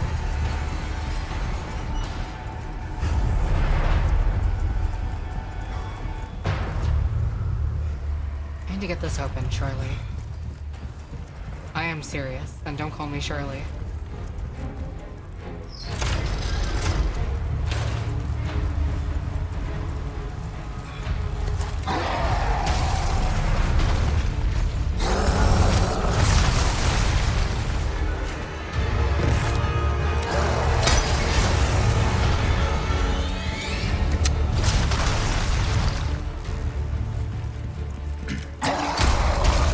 No use. Just wasting ammo. Thanks for letting me know, Leon.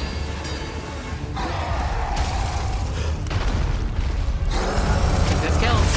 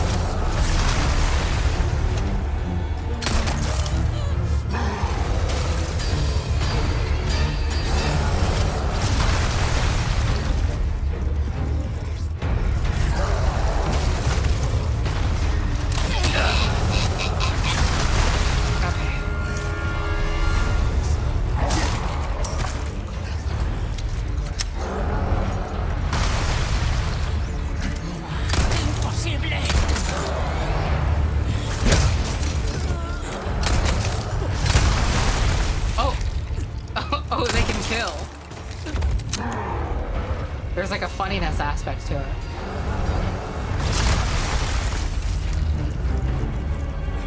Wait, so if I open... Oh, I see.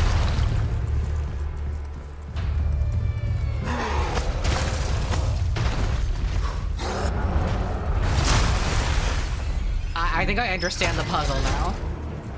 I've been doing it, just I didn't understand it.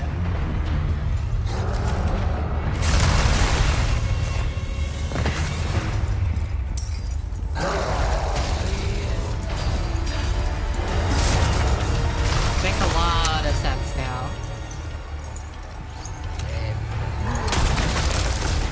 Laugh. What, you're gonna drop nothing for me? Oh, what, you're splitting... Oh, I get it now.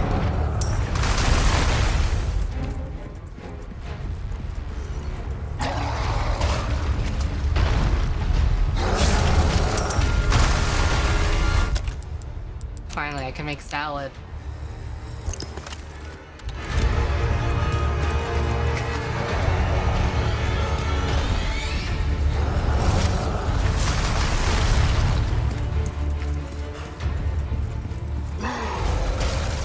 So then what's the way to get up there? Oh, I see.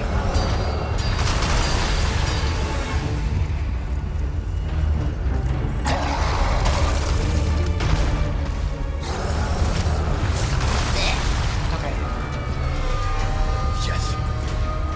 Cannon. Hope it works. I hope that's not foreshadowing for it not working.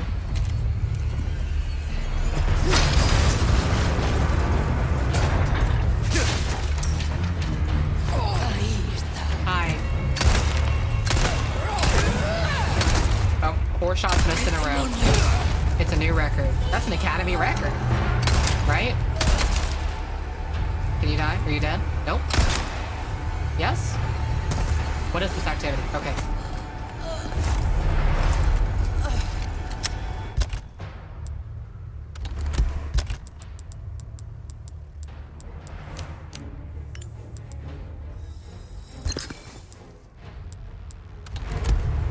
The crawler. More from like Call of Duty?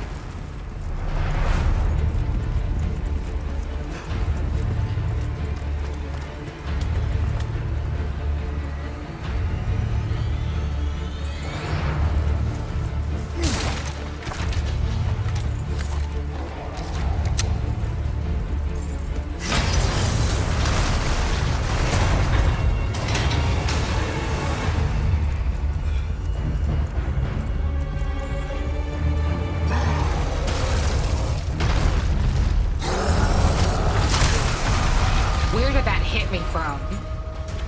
Cuntosaurus Rex. Get ready.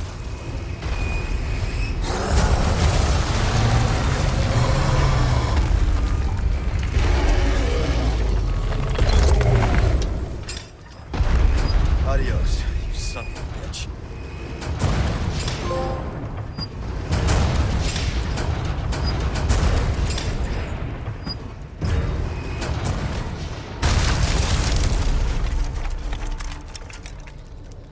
All right, open for traffic.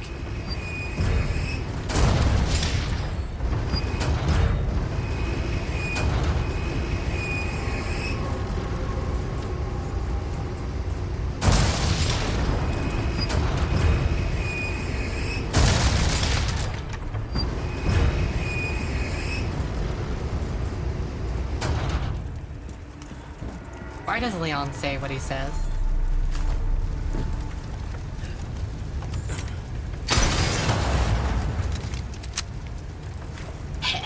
Open for traffic.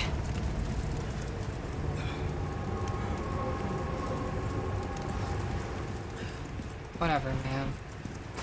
He's white. Oh, he's like the white boy wonder of it all. Kind of like a cracker type character. I do not like the way Leon talks, yeah. I like it. He's like stupid, but it's like for my benefit that he's stupid. Oh.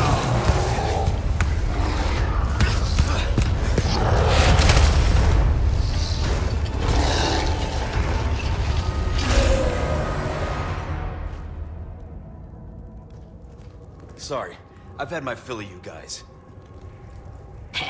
Sorry, I've had my fill of you guys.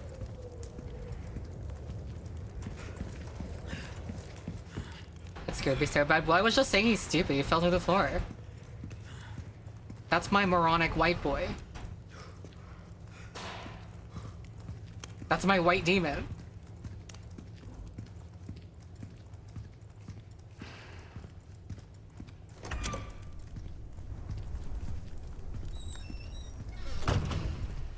Like, it is kind of hot when men are stupid. Like, he can't do basic multiplication, but he can, like, look good. You know what I mean?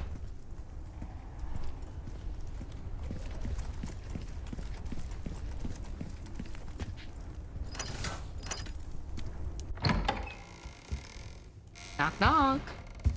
Oh, look who came out of their cave to join us for family dinner.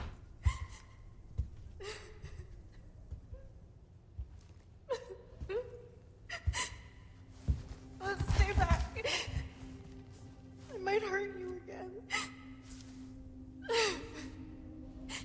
I'm so scared. When that happened, I wasn't myself anymore.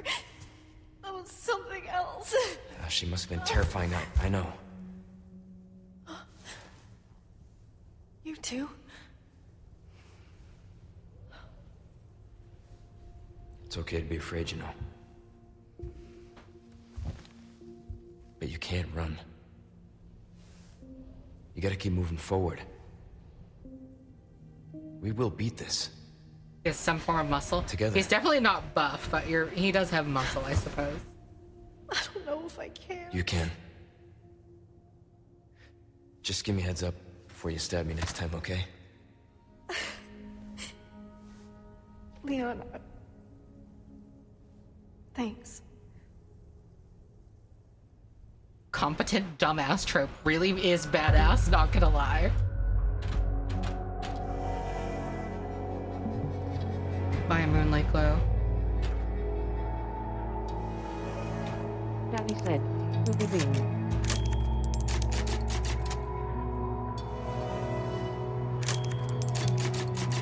Alright, I just did that.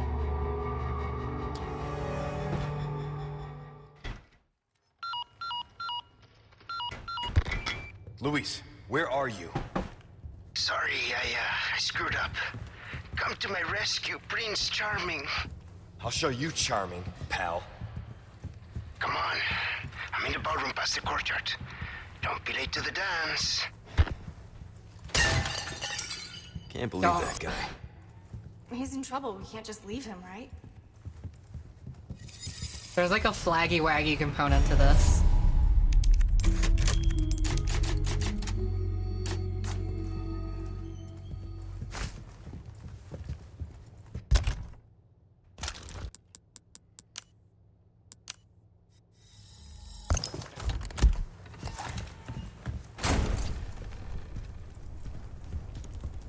Wait, this is where we just came from. How far can we backtrack?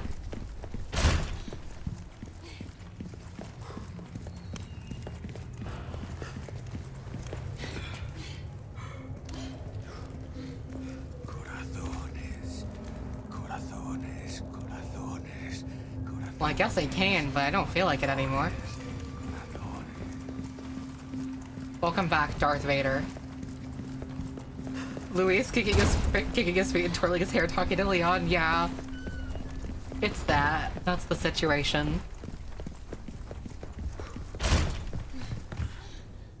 Okay.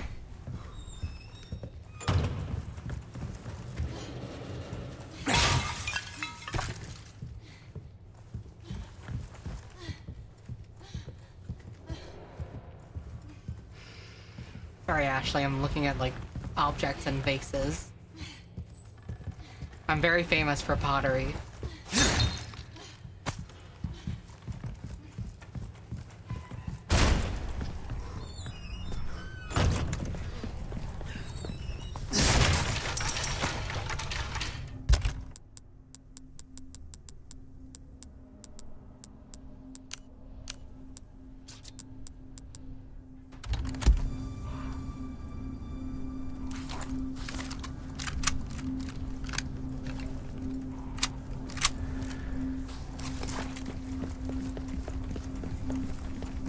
Spread out.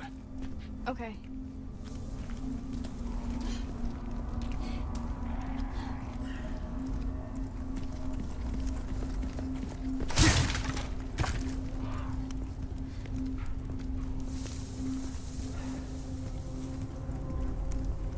Good sound, everyone.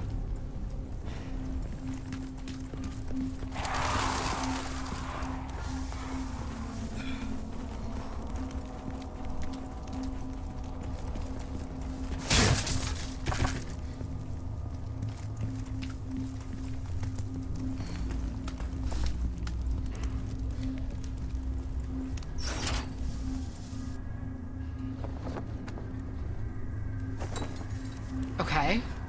Hey, look! The flag's been lowered.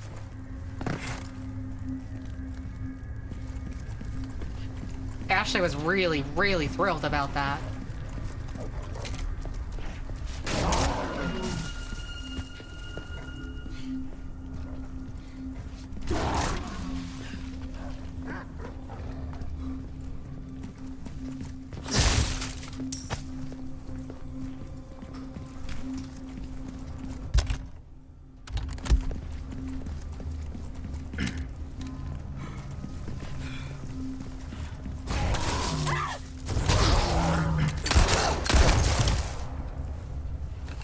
What the dog doing?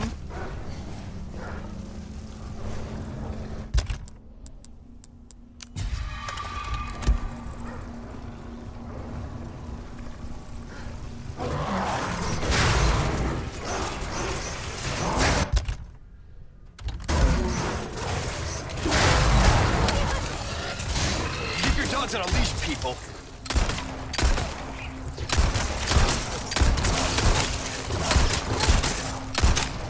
Come on. Why?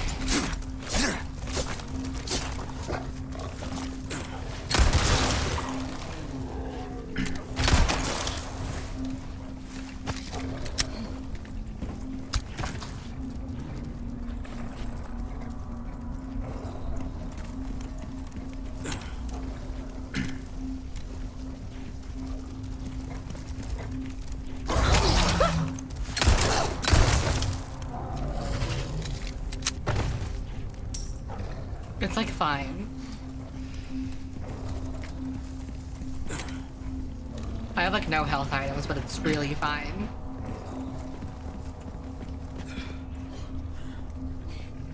Conveniently open window, I like that.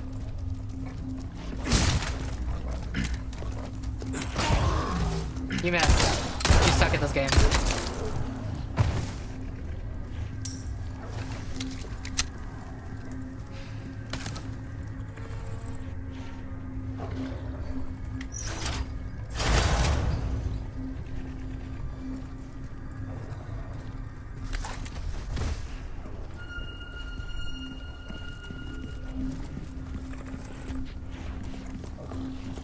Do I have to tell her to do that? I'm confused. Oh, I see.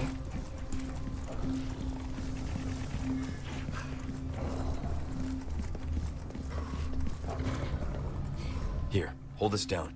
Hang on.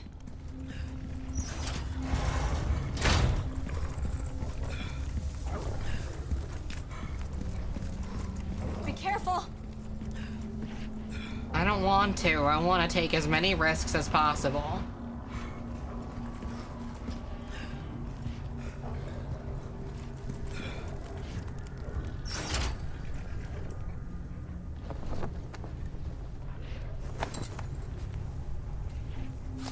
Imagine she was just like, be reckless.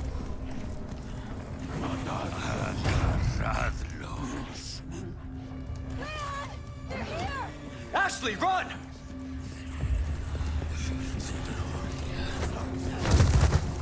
Stay away!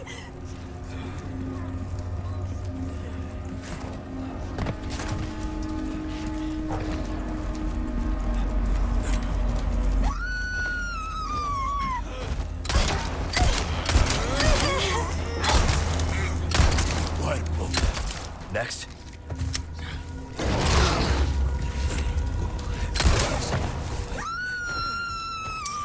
Shit!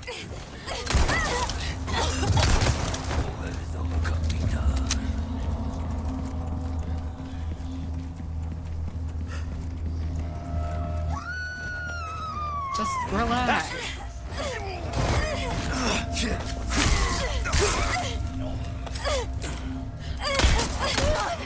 Hold on, I'll take care of him.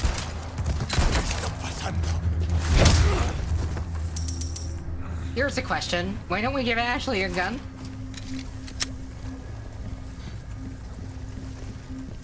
She could certainly use one. You okay? Yeah, I'm fine.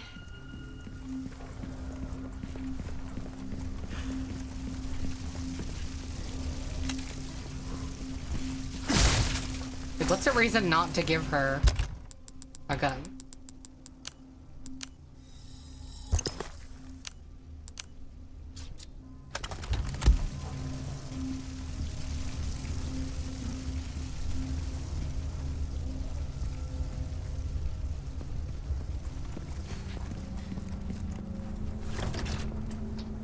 It's locked. Thank you, kind stranger. Here is your Reddit gold.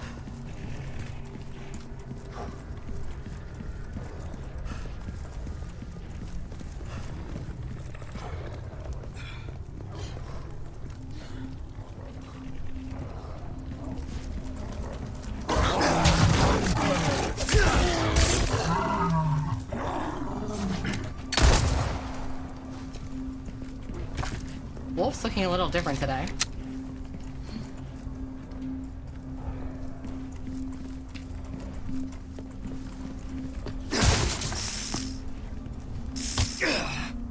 Dude.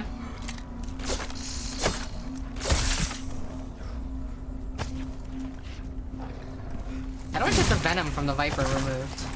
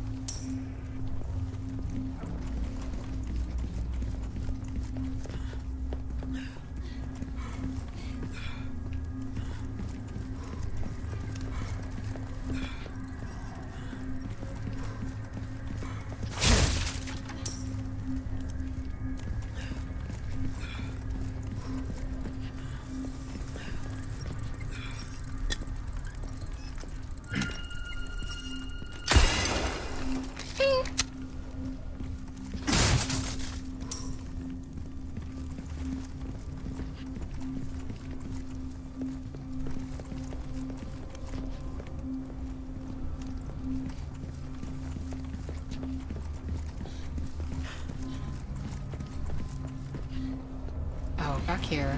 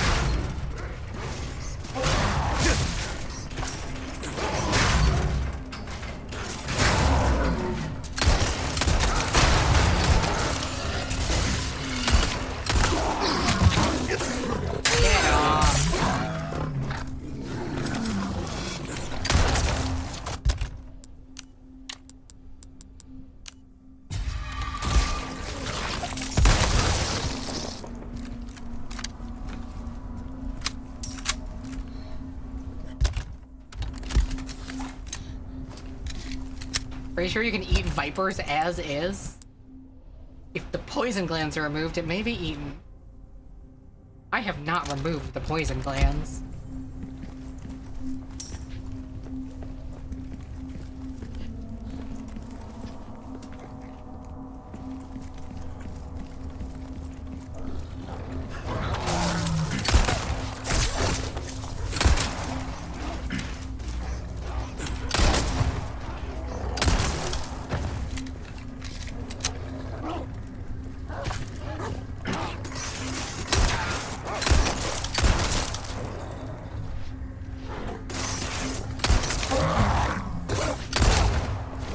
Good, they can climb over walls. They fly now? They fly now, right?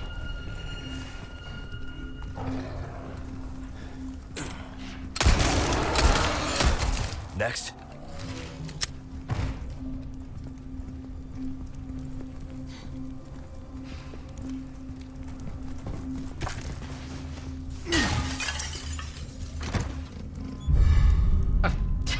Hop in the pony?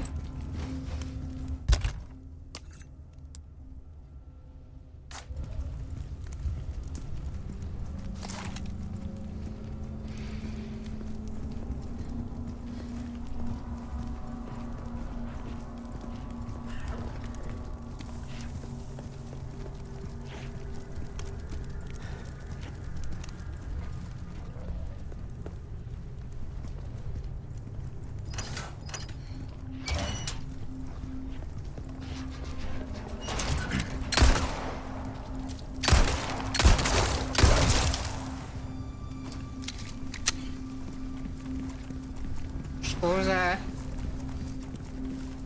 Thank you.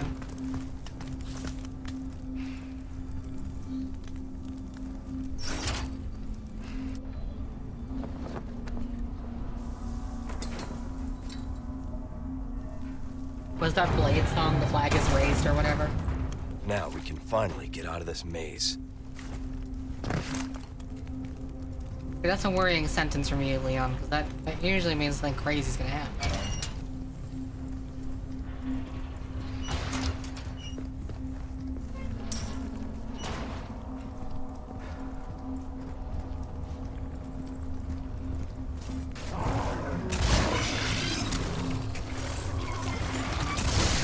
Well, what do you know?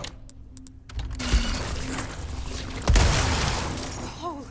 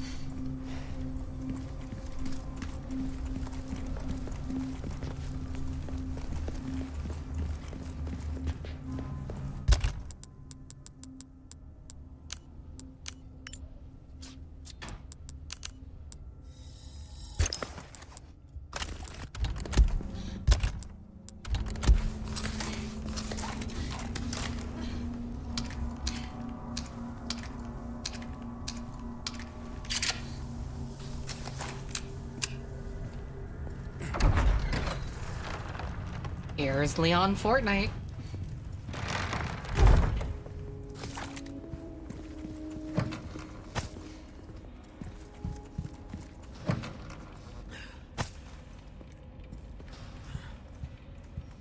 Ballroom must be this way.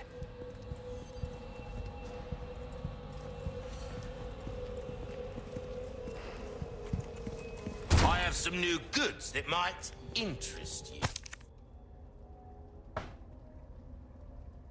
More blue medallions.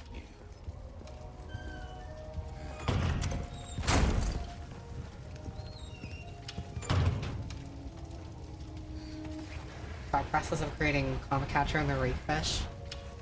The original version, it sounded like either too positive or too neutral. Take a look. Something's And I bound wanted it to catch your sound eye. eventually like, I had the idea of it being like, sounding like a covert mission at first. Because of the whole Call of Duty theming and stuff, and like, you know. Part of it was like the idea of like role-playing a character inside the story to sort of distract yourself, you know? Like, turning this like traumatic situation into like a game for herself. But like she's been doing that so much in the story that's like that's what causes her to break. So narratively I thought it was a cool idea to do that. And so I tried a lot to make it sound more cinematic and like sad before it goes on to the glitch hop part and stuff. And the glitch hop part was inspired partially by Cadence for the Dying from Mystic Acoustics, because in that song there's like a whole funky section that's actually supposed to represent like Saturn dissociating, kind of like a psychedelic trip of some sort, and that's what I imagined like the drop part of Comic Catcher to sound like, or to represent rather.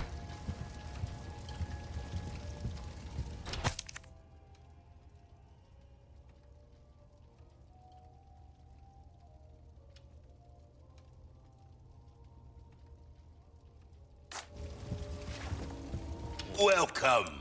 I got something new for you. A deal well struck.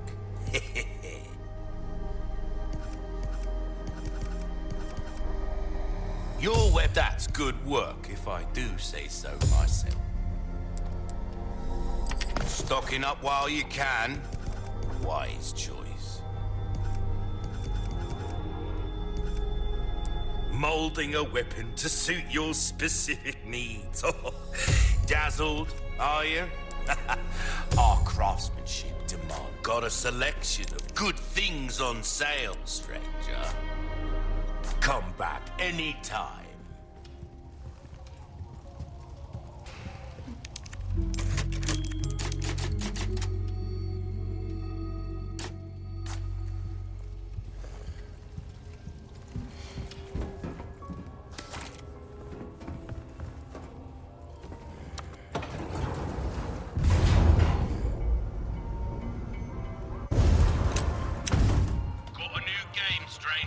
Just for you. Why not give it a try, if you're up to it?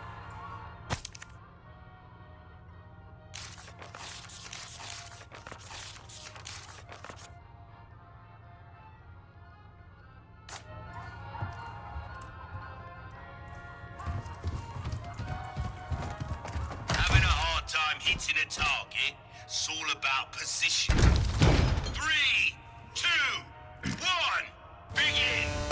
Guys, sweet!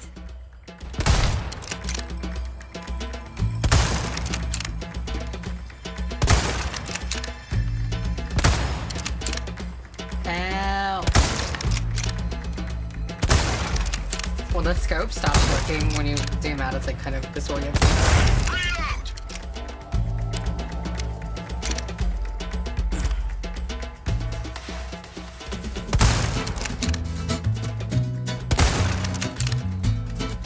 Double kill! Are you serious? Yes.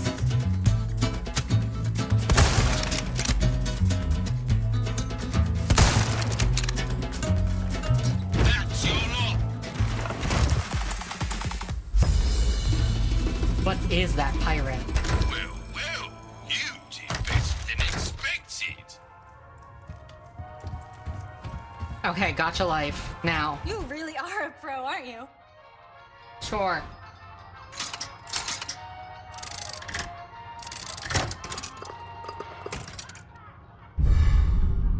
Daddy said, welcome to Gacha Life, there's so much to see.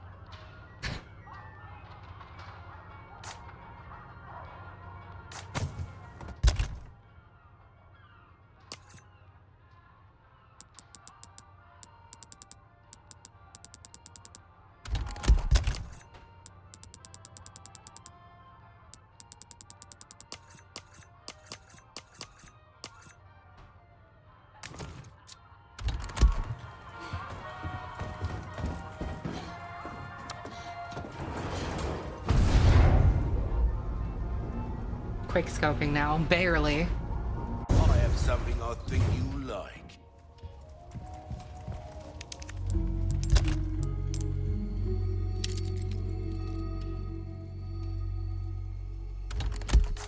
Like, sure.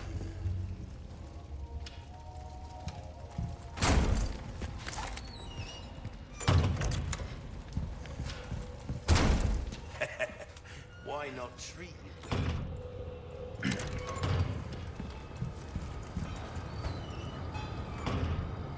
What? What? You don't get car sick or anything, do you? You're about to find out.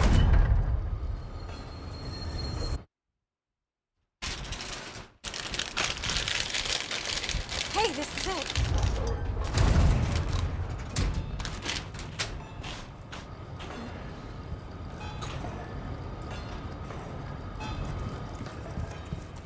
I thought we were gonna get like a roller coaster ride.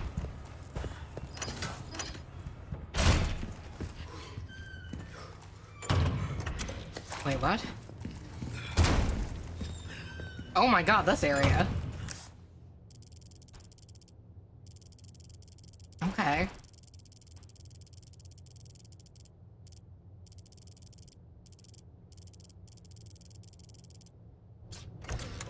Oh, it leads back here. Yeah, I said that.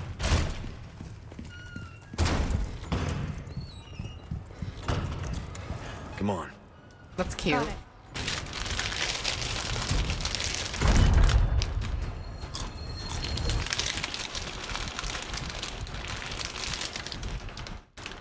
We're here.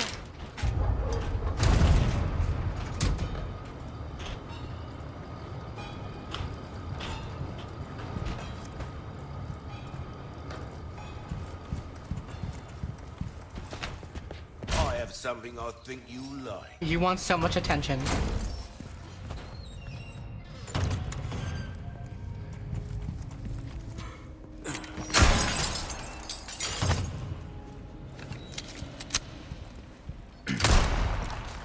Look, there's a statue up there.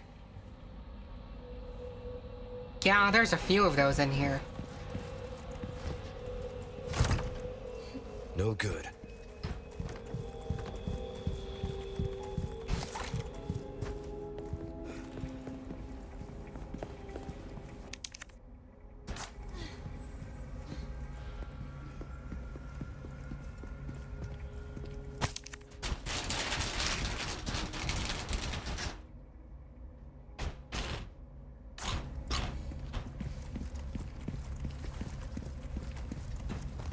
There's a symbol on the wall.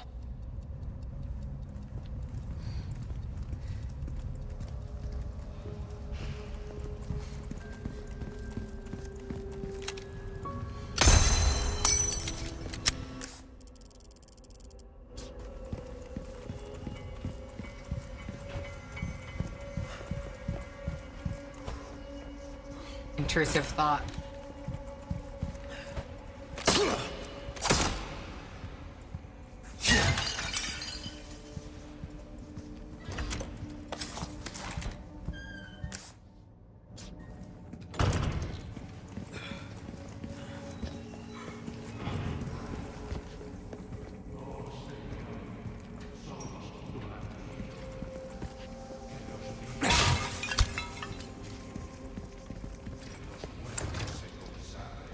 It's locked. We're gonna have to go through a predicament, I'm sure.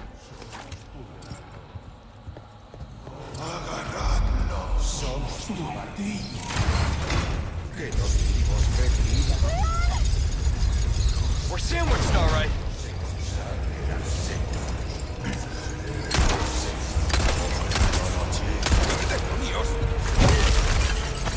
What's up?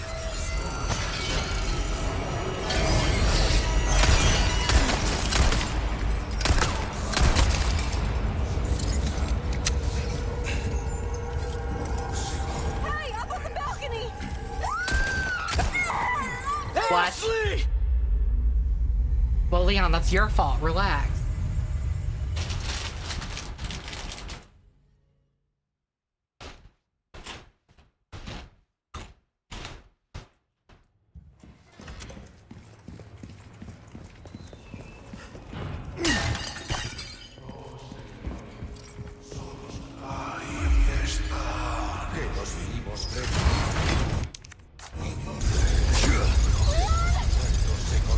We're sandwiched, all right.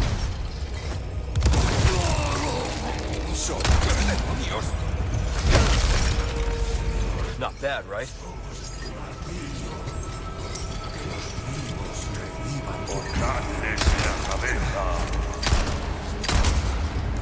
What the hell is happening?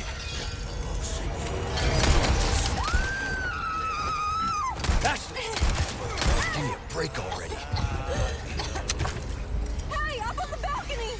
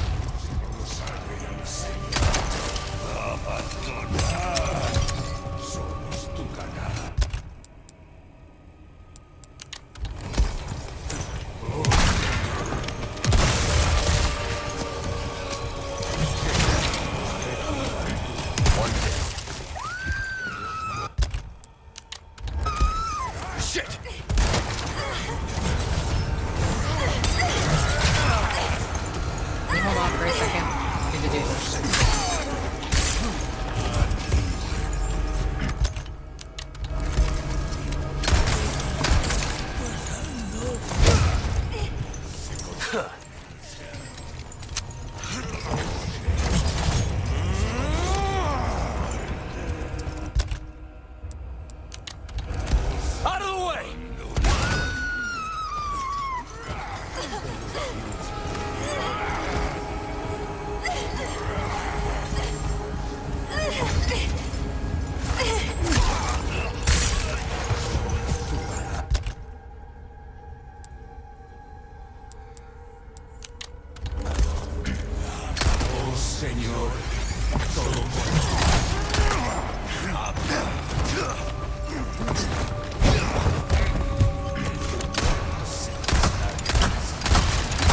You're in the way!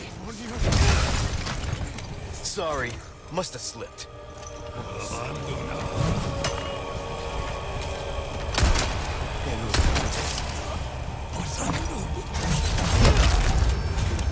Not bad, right? Ah.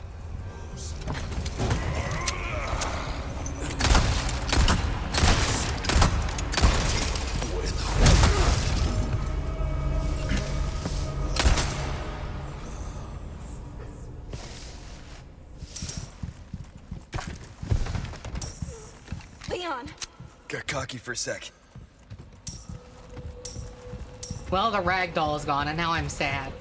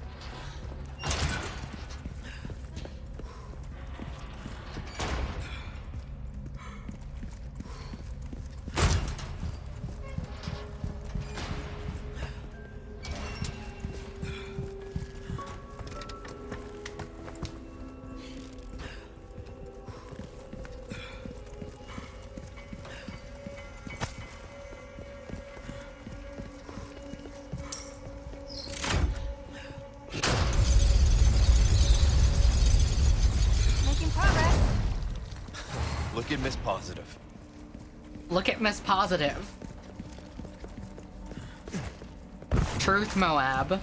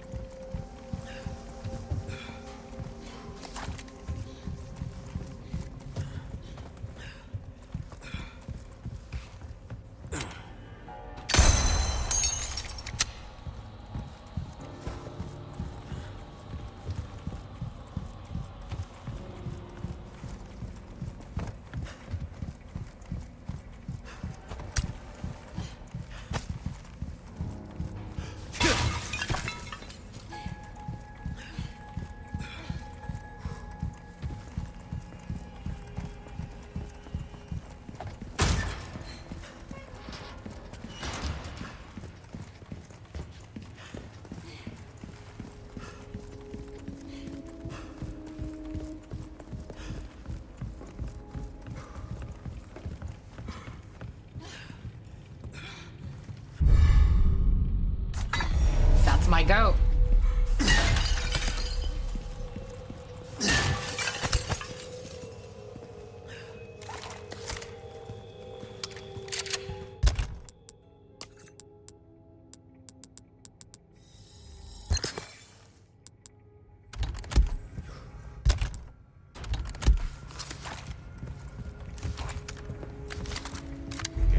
Guys, really? Didn't we go over this? None of this.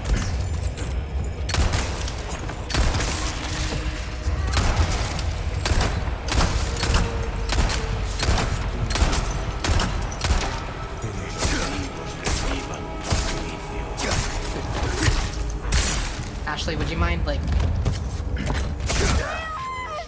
No! I'm fine, remember? She wants him to die so badly, she was just ready for it to happen already. Shit.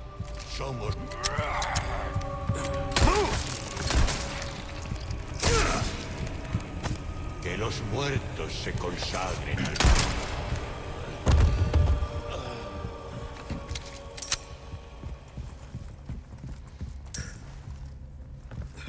You alright? Yeah, no big deal. No, I'm dead. Help.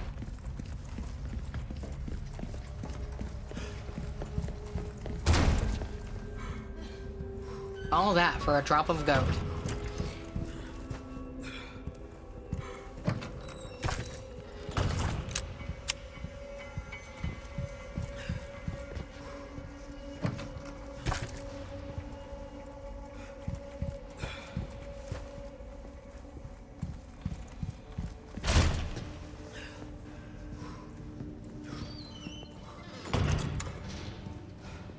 Hey, Leon, there's some armor.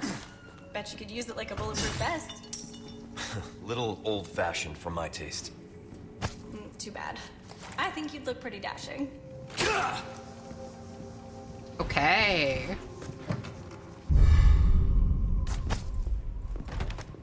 One of these is gonna come to life.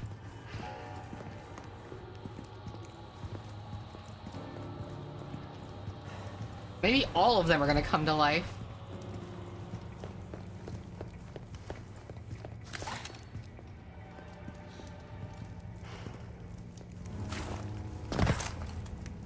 Ashley, stay up there.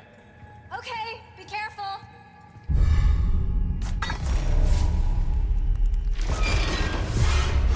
Leon, the armor!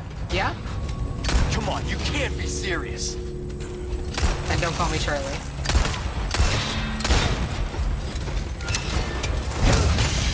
You idiot, I have iframes.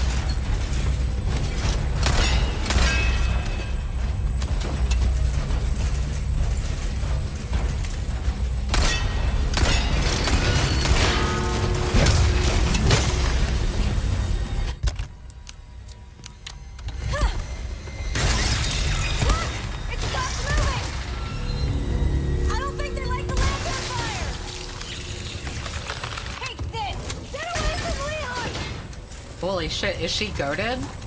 Ashley, it's okay. Just stay safe.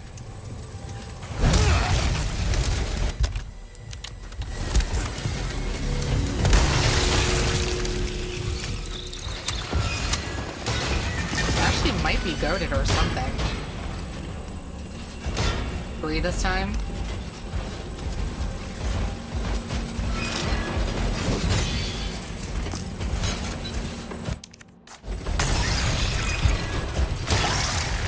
Go to hell, you rusty piece of shit!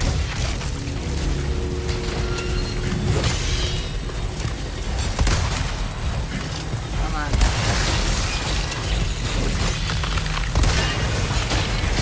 Fun.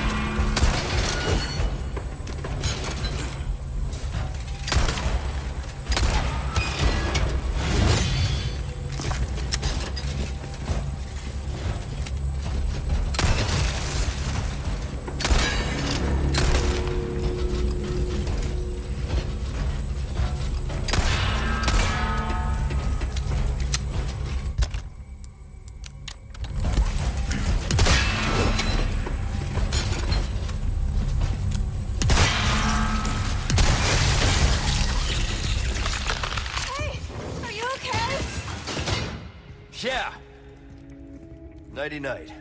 Knights. Oh.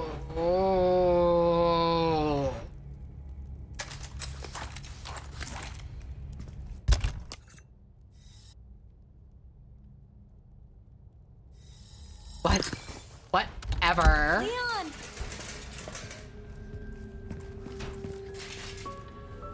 Daddy said, whatever. Skills? You sure you're alright? You're not Skills? burned, are you?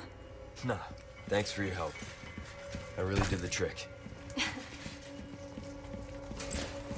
Skills?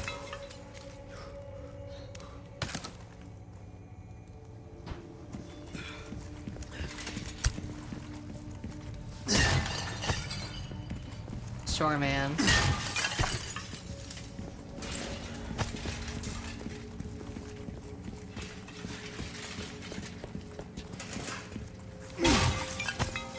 Who and why?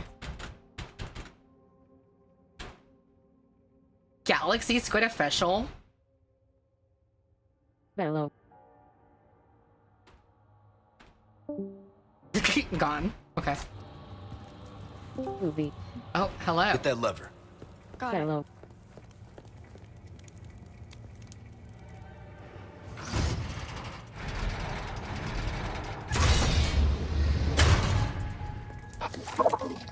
What are we streaming today? I'm streaming Resident Evil to stream. Hello, stream. I'm in the car. Galaxy Squid official is in the car. You don't think... Yes. Holy shit, dude, I know this is like big news, but I just got cubic device. That's really awesome. They're gonna move, do you? Watch out, I'm blinking.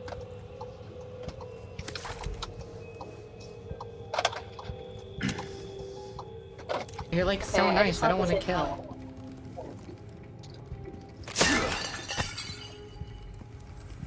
I just wanted to say hi, but my car sounds gonna be really annoying, so I'm not gonna say. It's okay. Everyone say hi to Galaxy Squid anyway. Unless you like the sound of my blinkers and a water bottle rolling Daddy around said, in my passenger hello, seat. bro. Hello, bro. Hello, bro. What is up, every nut? What is up, every nut? Yeah, bitch. Uh-huh. Yavage. TikTok. Don't stop. Hey, it fits. Make it drop. On the floor. Looks like we're still missing a piece. Everybody do the dinosaur. Everybody do the waffle. Woo, right? Tell me I'm wrong.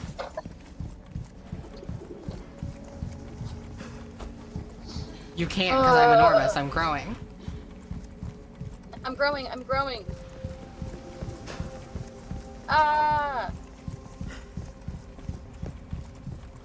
I just realized I'm going the opposite way of where I need to go. I'm a fool.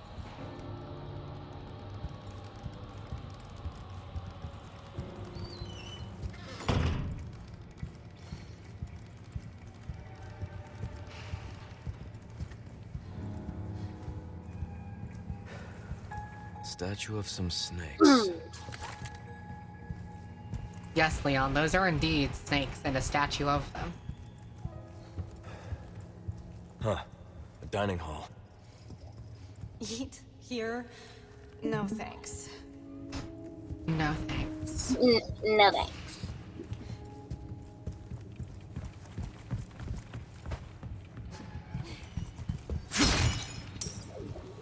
Whoa.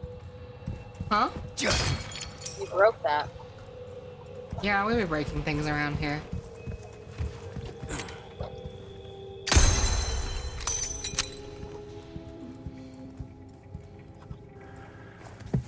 So, you do a lot of missions like this?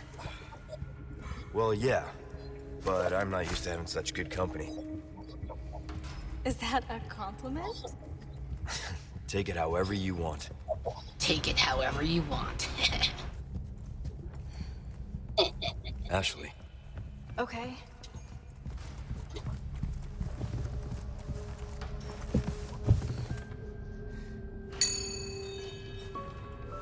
Ding. Oh. Huh. Nothing's happening. What the fuck? Have a seat. Hang on.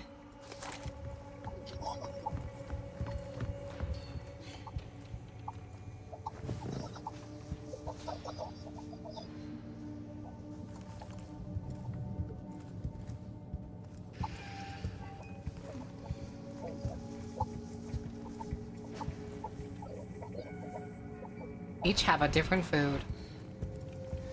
Hooray. This one empty.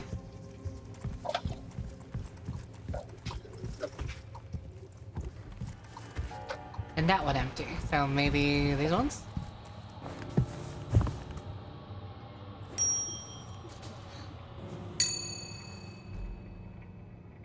We gotta be missing something.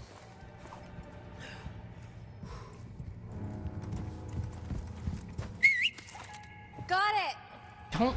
Don't whistle at her. What the hell? She's Bitch. not a dog.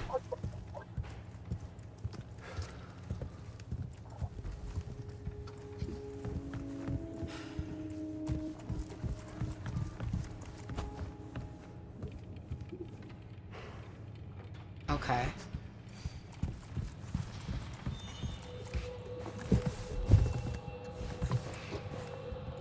Ashley.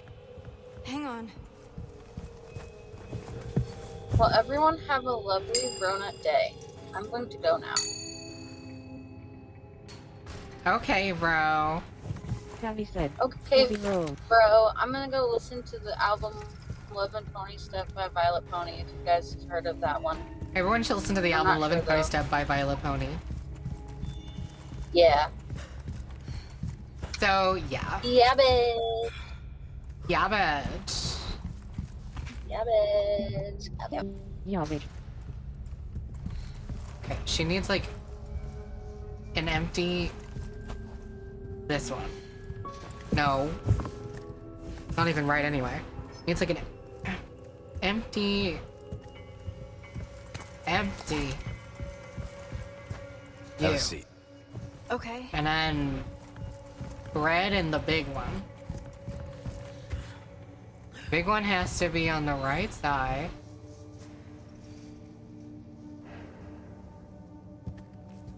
This should be it.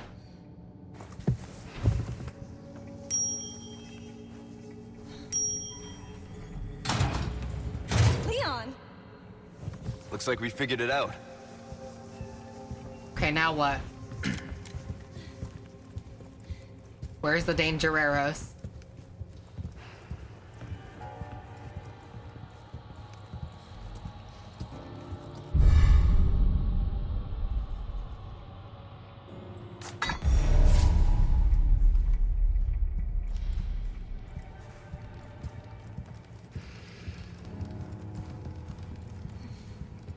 Is that it? No Dangereros?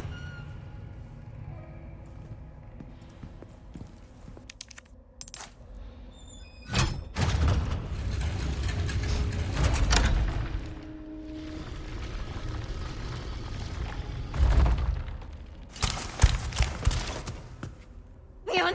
The stairs! I guess Stay this back. counts.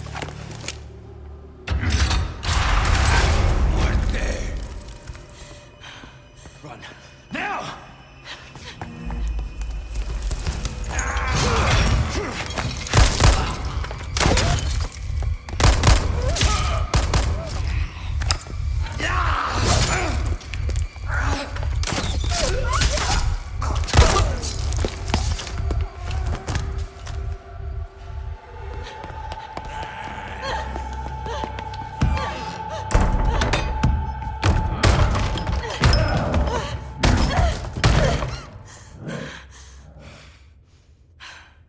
I won't run. Wait for me, Leon. What does it mean? Oh. I'm like an Ashley type character.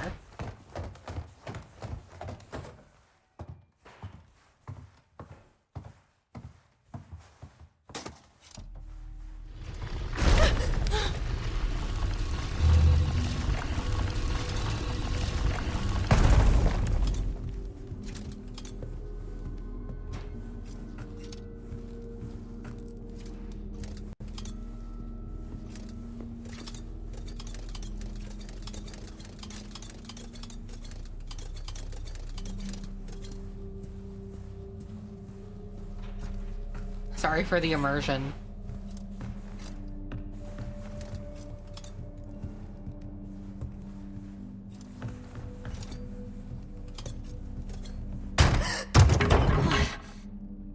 Don't scare me like that.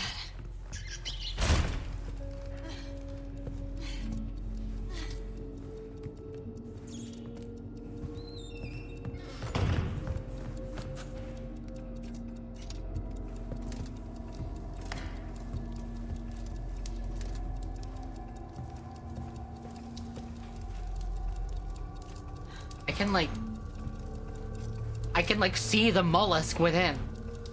You know that, right? Is that a clock? Yes. The hands move. That is how it works.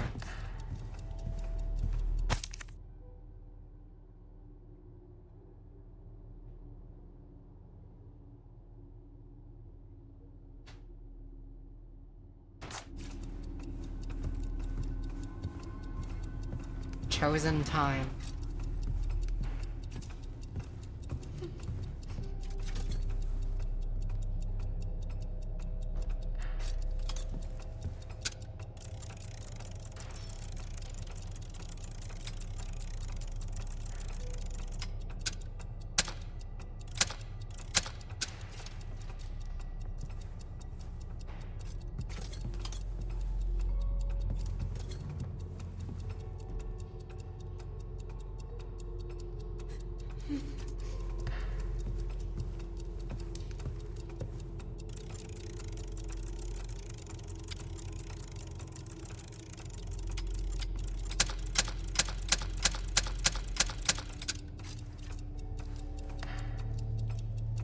There's no way it would be the time that it is right now for me, right?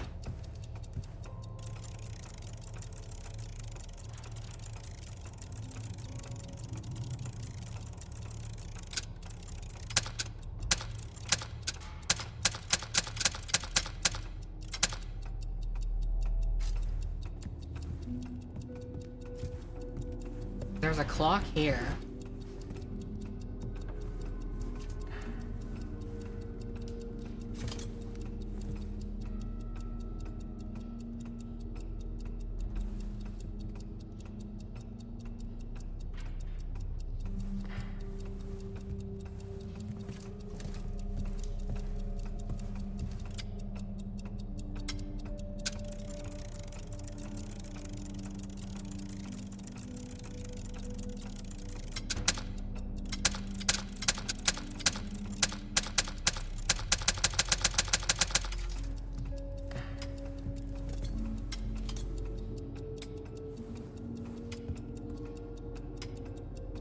Like, if the small one is hour, which I think it is, right? Oh, I can't tell which one is which. I think it's almost midnight. And the thing is here.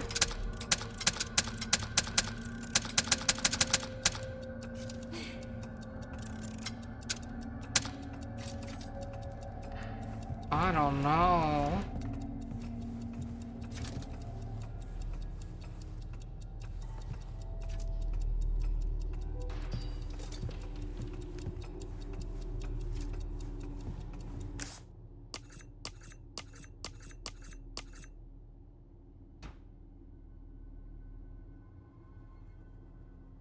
To the chosen time.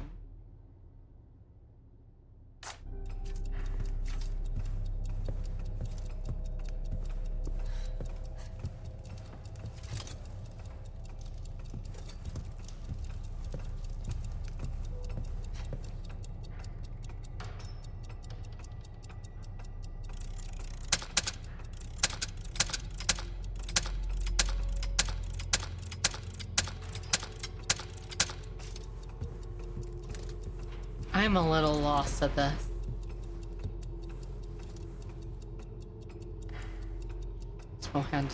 Small hand is our hand, yeah. So then is it like this?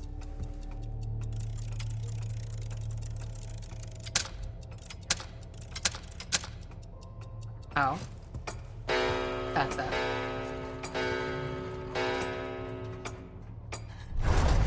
Yes. Is that gonna, when is that going to move?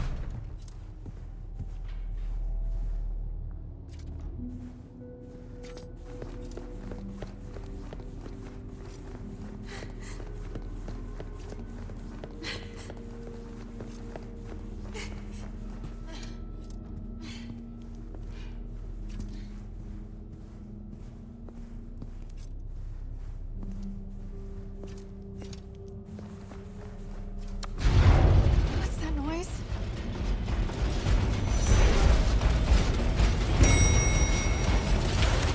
Don't come any closer!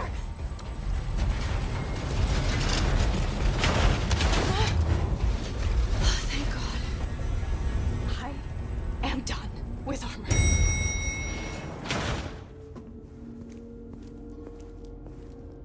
Well, welcome to a room full of it. Can't see the mollusk within. Can't see the mollusk within. Didn't I just say I was done? Yes, bro. I can see the mollusk within this one.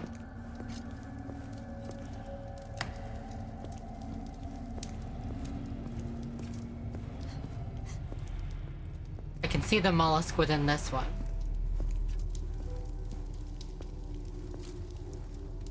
And that one.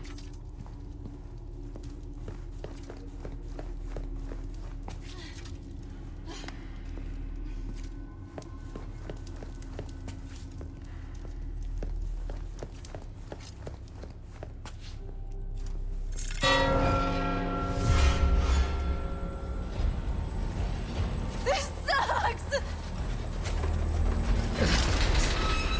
That's one way to put it.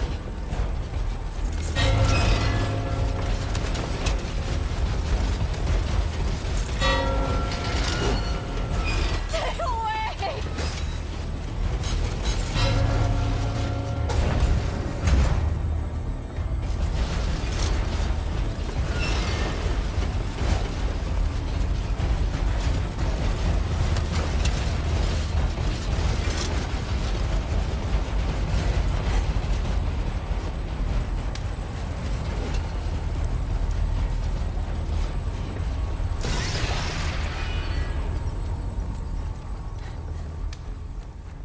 The heck?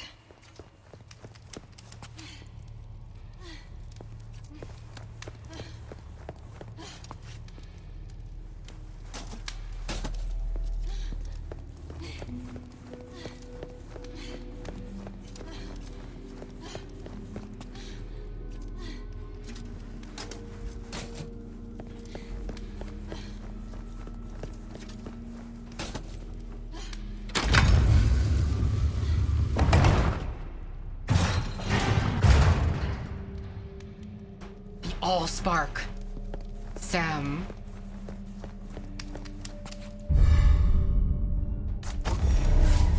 No, no, don't go out! Again! I've had enough of this!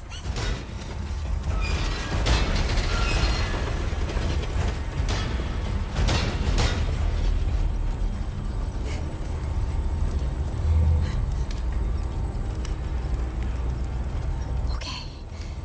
Good nights and stay still.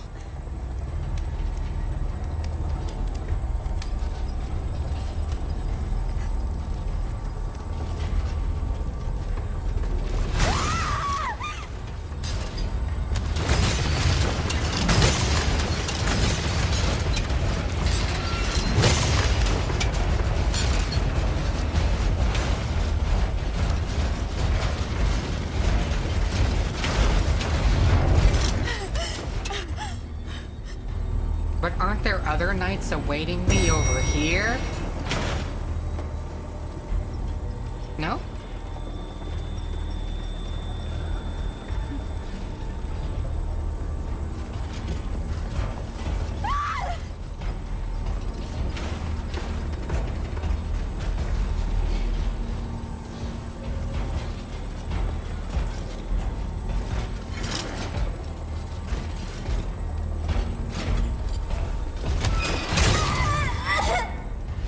Okay.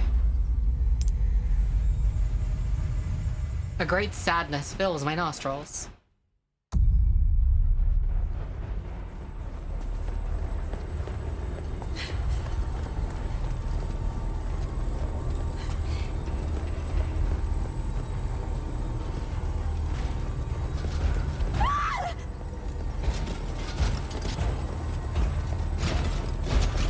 I'm baiting you. I'm baiting you.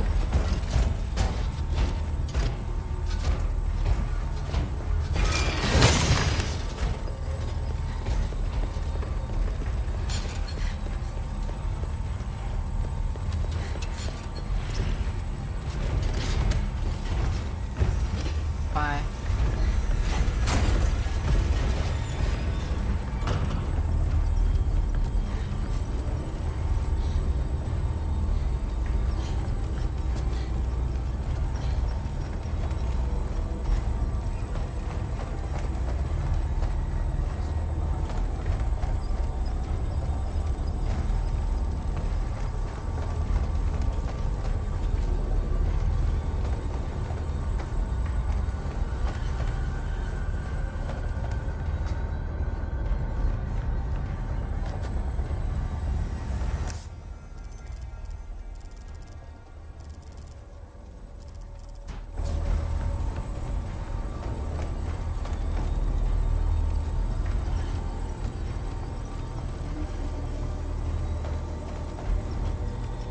Where do I go?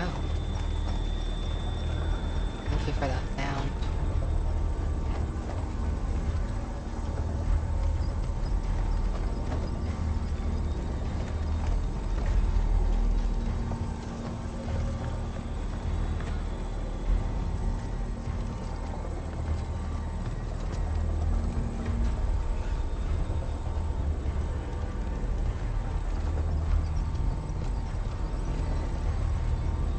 Where do I put this?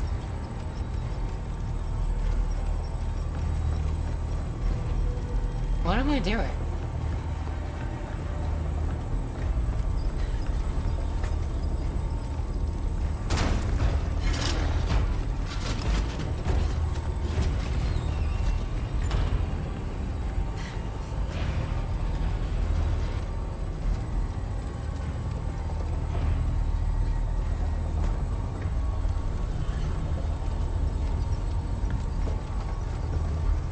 Like...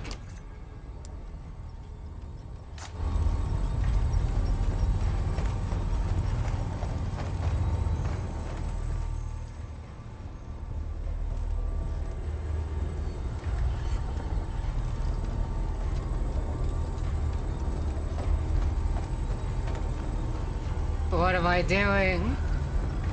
Where do I place this object?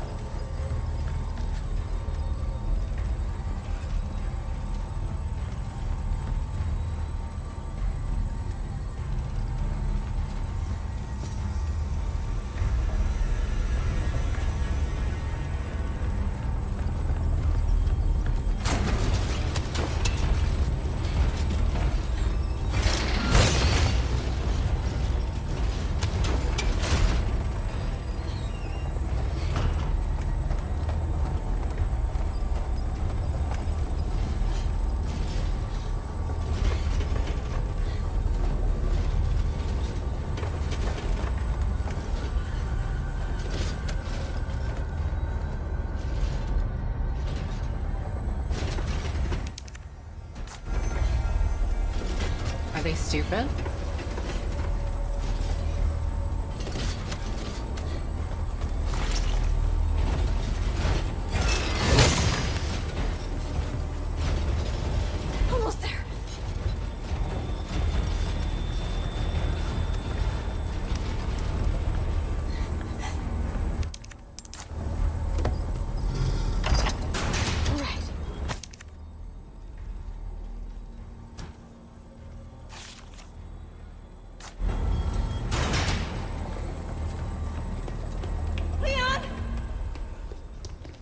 Ashley, are you alright?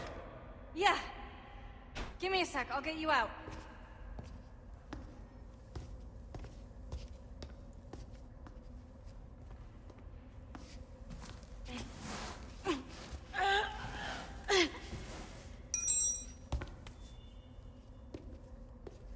Hey! Try this! Can you make it down? I can catch you. Yeah, I think so.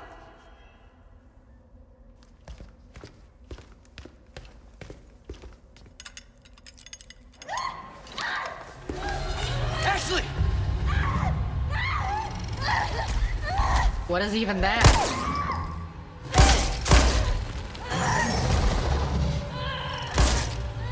Thrall from Warcraft? Shit! Okay.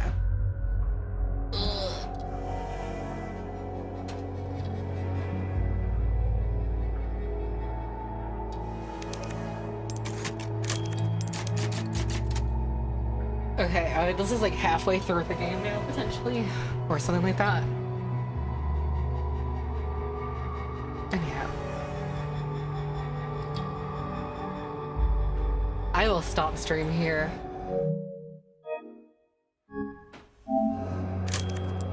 Pretty sure I just saved. I'm doing the same. I will stop stream here. Danny said that it was stream.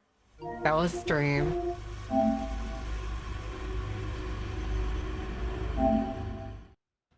Thanks for being a part of our world. Goodbye. Goodbye, Baba City.